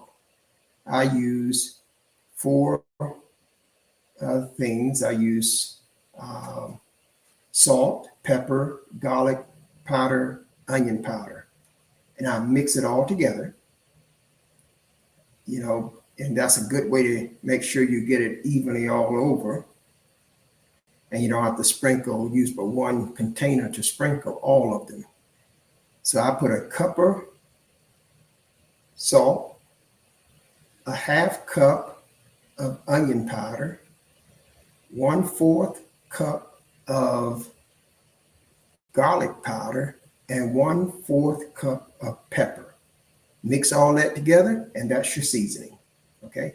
If you don't have that, just use seasoning salt and black pepper. You know, you'll be fine there.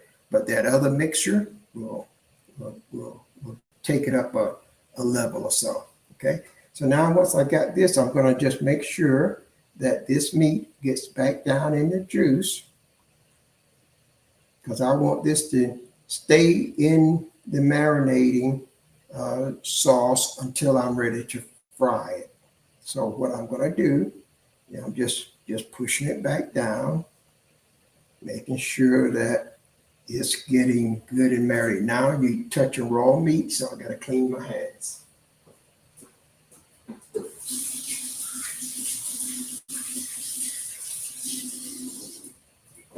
So once you do that, you cover it back. I'm going to put the aluminum foil back on it and put it back in the refrigerator, where it will stay now until I come home from church. and then I'll fry it.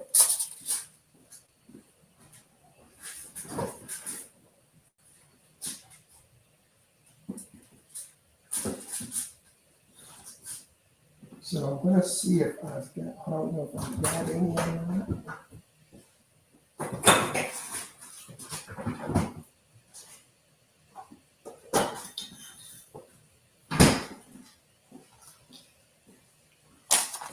Okay, now that I've got that, let me get this out of the way.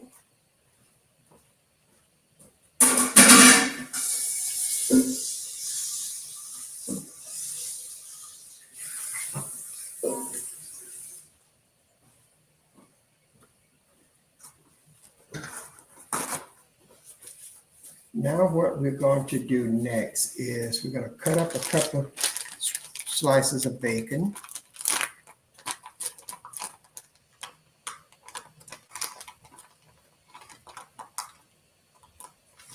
About 3 slices of bacon.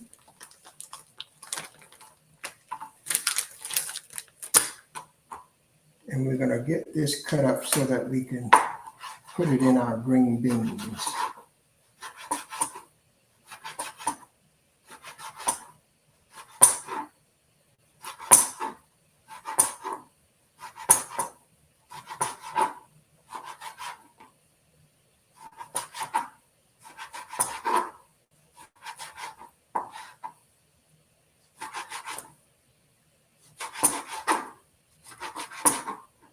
I'm cooking a number 10 can of green beans.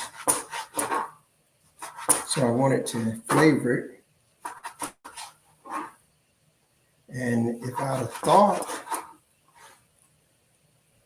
I still might, I got some bacon grease already over here in a bowl that I could also use.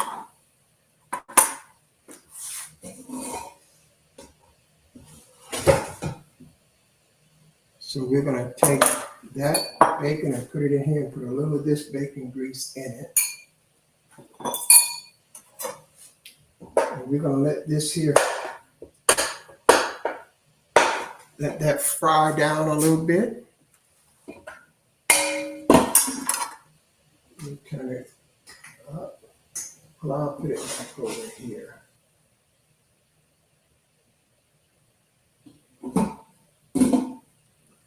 And that'll cook out. Once that cooks, I'm just going to put the green beans in it, season it with some salt, pepper, onion powder, and season it with some, put a little sugar in it, and maybe a little beef chicken broth. And then that will simmer. Don't need to do much else to that, just changing the flavor. Okay, now. Now we're going to get, let me put that in there.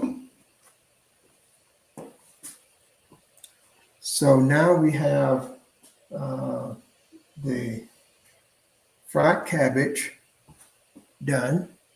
We have our chicken being marinated. And so we're preparing to do our green beans, and after that we're going to make the batter for our fried chicken so that the batter for it will be ready, when I get out of church.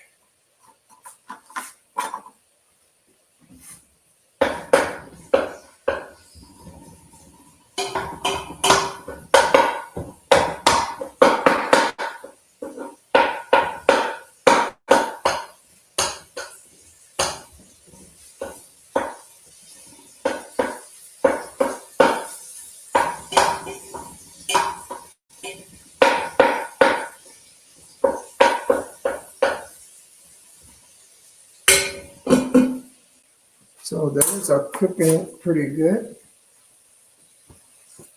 So, good morning, Abasi.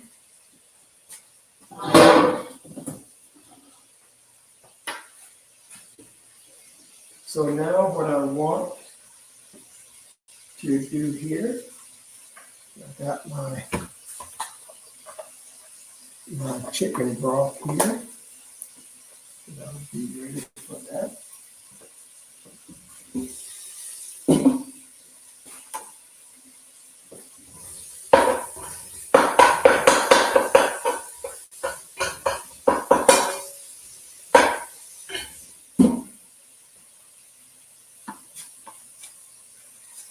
So you can make this meal, and I'm doing a number of things. This is, this is more of a tutorial type, and I'm just doing a number of things in this one session. But if I were just doing the fried chicken, then that would have been done long ago.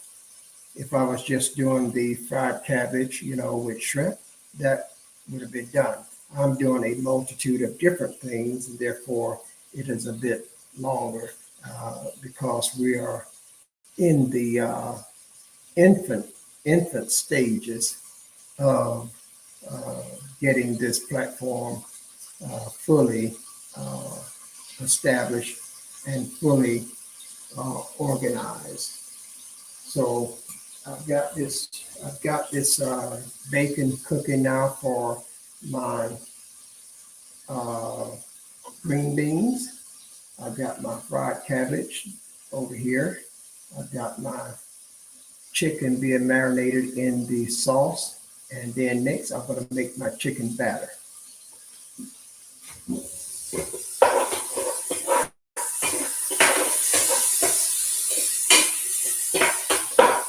Now I'm going to turn my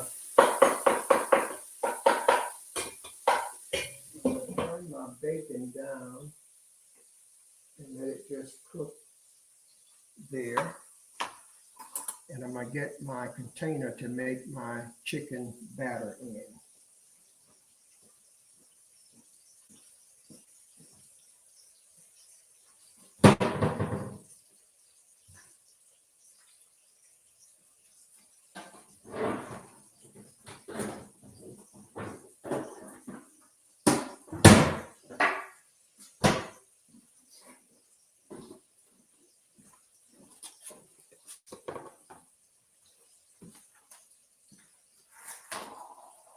Now, the chicken batter is simple. You're just going to put all-purpose flour, and we're going to put a little seasoned salt, paprika, onion powder, cayenne pepper.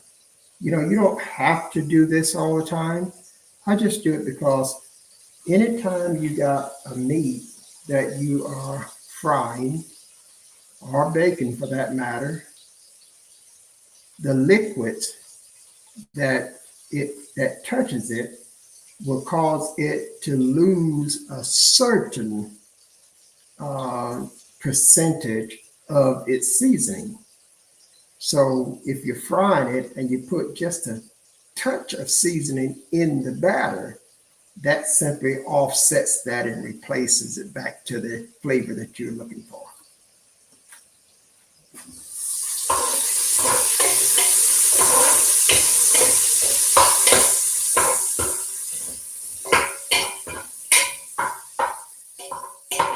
So now this bacon is cooking over here. I'm going to let that cook. I'm going to get my flour.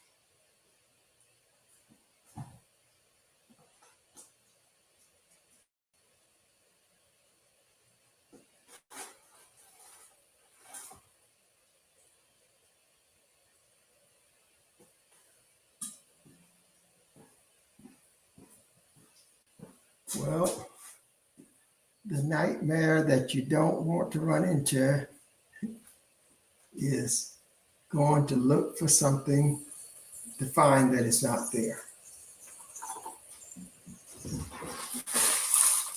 So that's a setback right there because I don't have any flour. And had I known that the last of the flour was used, I would have made sure that we had some. That's one of the principles that I've employed all the way through, is that if I use the last of something and there's someone else in the house that uses those things, I always try to leave a note or say to them, we have no more flour, or the flour is getting low. That's a practice that will save us a lot of disappointment, because now in the middle of this meal, I can't make the batter because I have nothing to make. I don't have ingredients. So that means I'm going to have to go by the store, get the flour, and come in and make the batter, which is not going to take a long time, but it's those little things that can just, that if you don't plan for them, you won't know that. Just to give you a good illustration, what if I were not going to make the batter now? Had I not said that I'm about to make the batter, I would not have known that I didn't have any flour, see, until I got back from church, ready to make the batter to fry the chicken, and would have found out there's nothing to make the batter with. So I'd have had to leave here, go back to the store, and by that time, everybody would have been here sitting around waiting for dinner, and it would not have been ready. So that's the reason communication is important. That's the reason for that, so that we don't run into that situation, because someone may say, well, it's no big deal. It is a big deal. It is a big deal, because if we practice those habits, they balloon into other areas of our life. So that's a lesson that we're going to have to teach. Right now that I'm going to take my green beans, and I got them right here, and I'm just going to put this into the pot. That's all I need to do. I've already drained them.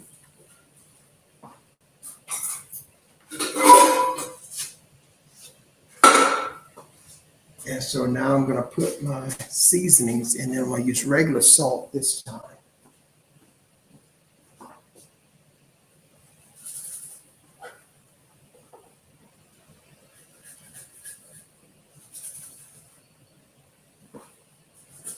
And see, we don't have any salt either. You know, we don't have any salt. Now that's something as simple as that. You know, this is nothing. I got. If I had to use salt for this instead of seasoning salt, we would be really in trouble. See, there's no more salt.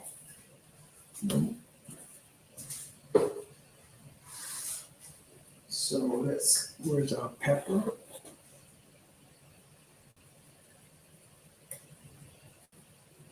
Where's our sugar?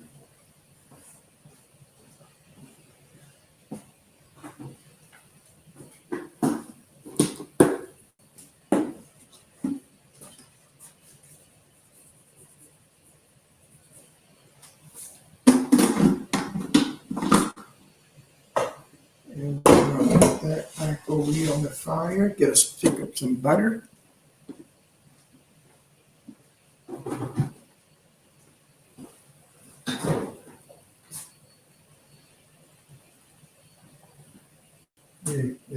We have to communicate, because that's a major issue. So if you're in the kitchen and you're using, when you're in the kitchen and you're using things you have to communicate when you use the last of it so that it can be replaced. All this butter is just about gone. See? And I should have known that yesterday so that while I was at the store, I picked up the salt, picked up the flour, and picked up the butter. See, that's how important those things are.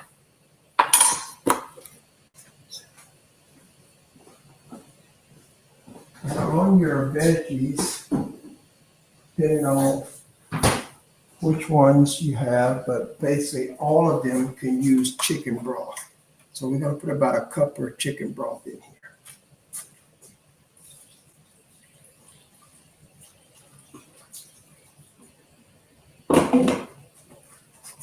And that's all we need with that. I'll get a little touch of hot sauce on them. Sometimes I put a jalapeno pepper, slice it up and put it in. Not going to do that this time. Just going to put a little, about a touch of hot sauce, just a little bit. And now my green beans will sit here. They're just, they'll work their way till they'll be ready for us to eat.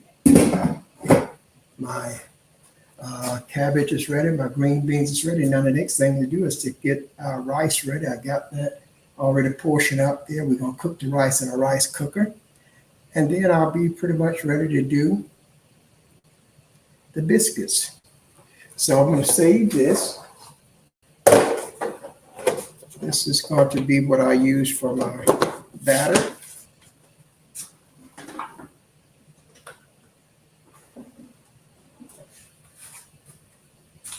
And if I'm looking at this right, it's about 8 o'clock. Is that right? Central time.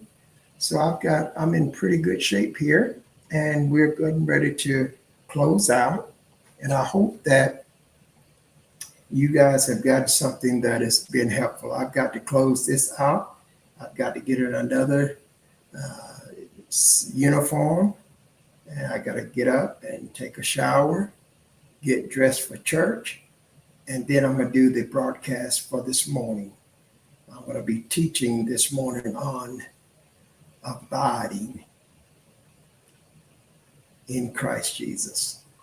So hopefully that's what we're going to be. That will be the lesson. So let me get through around about less than an hour from now. I'll be doing the next broadcast.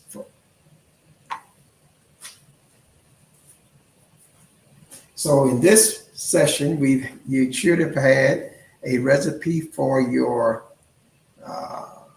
marinated fried chicken, and you should have the recipe for a fried cabbage with bacon, shrimp, and adobo sausage. Okay. All right. Until the next time, I'm Bishop Jones said, if you go with God, I know that he will surely go with you. Have yourself a Jesus-filled day. Bye-bye.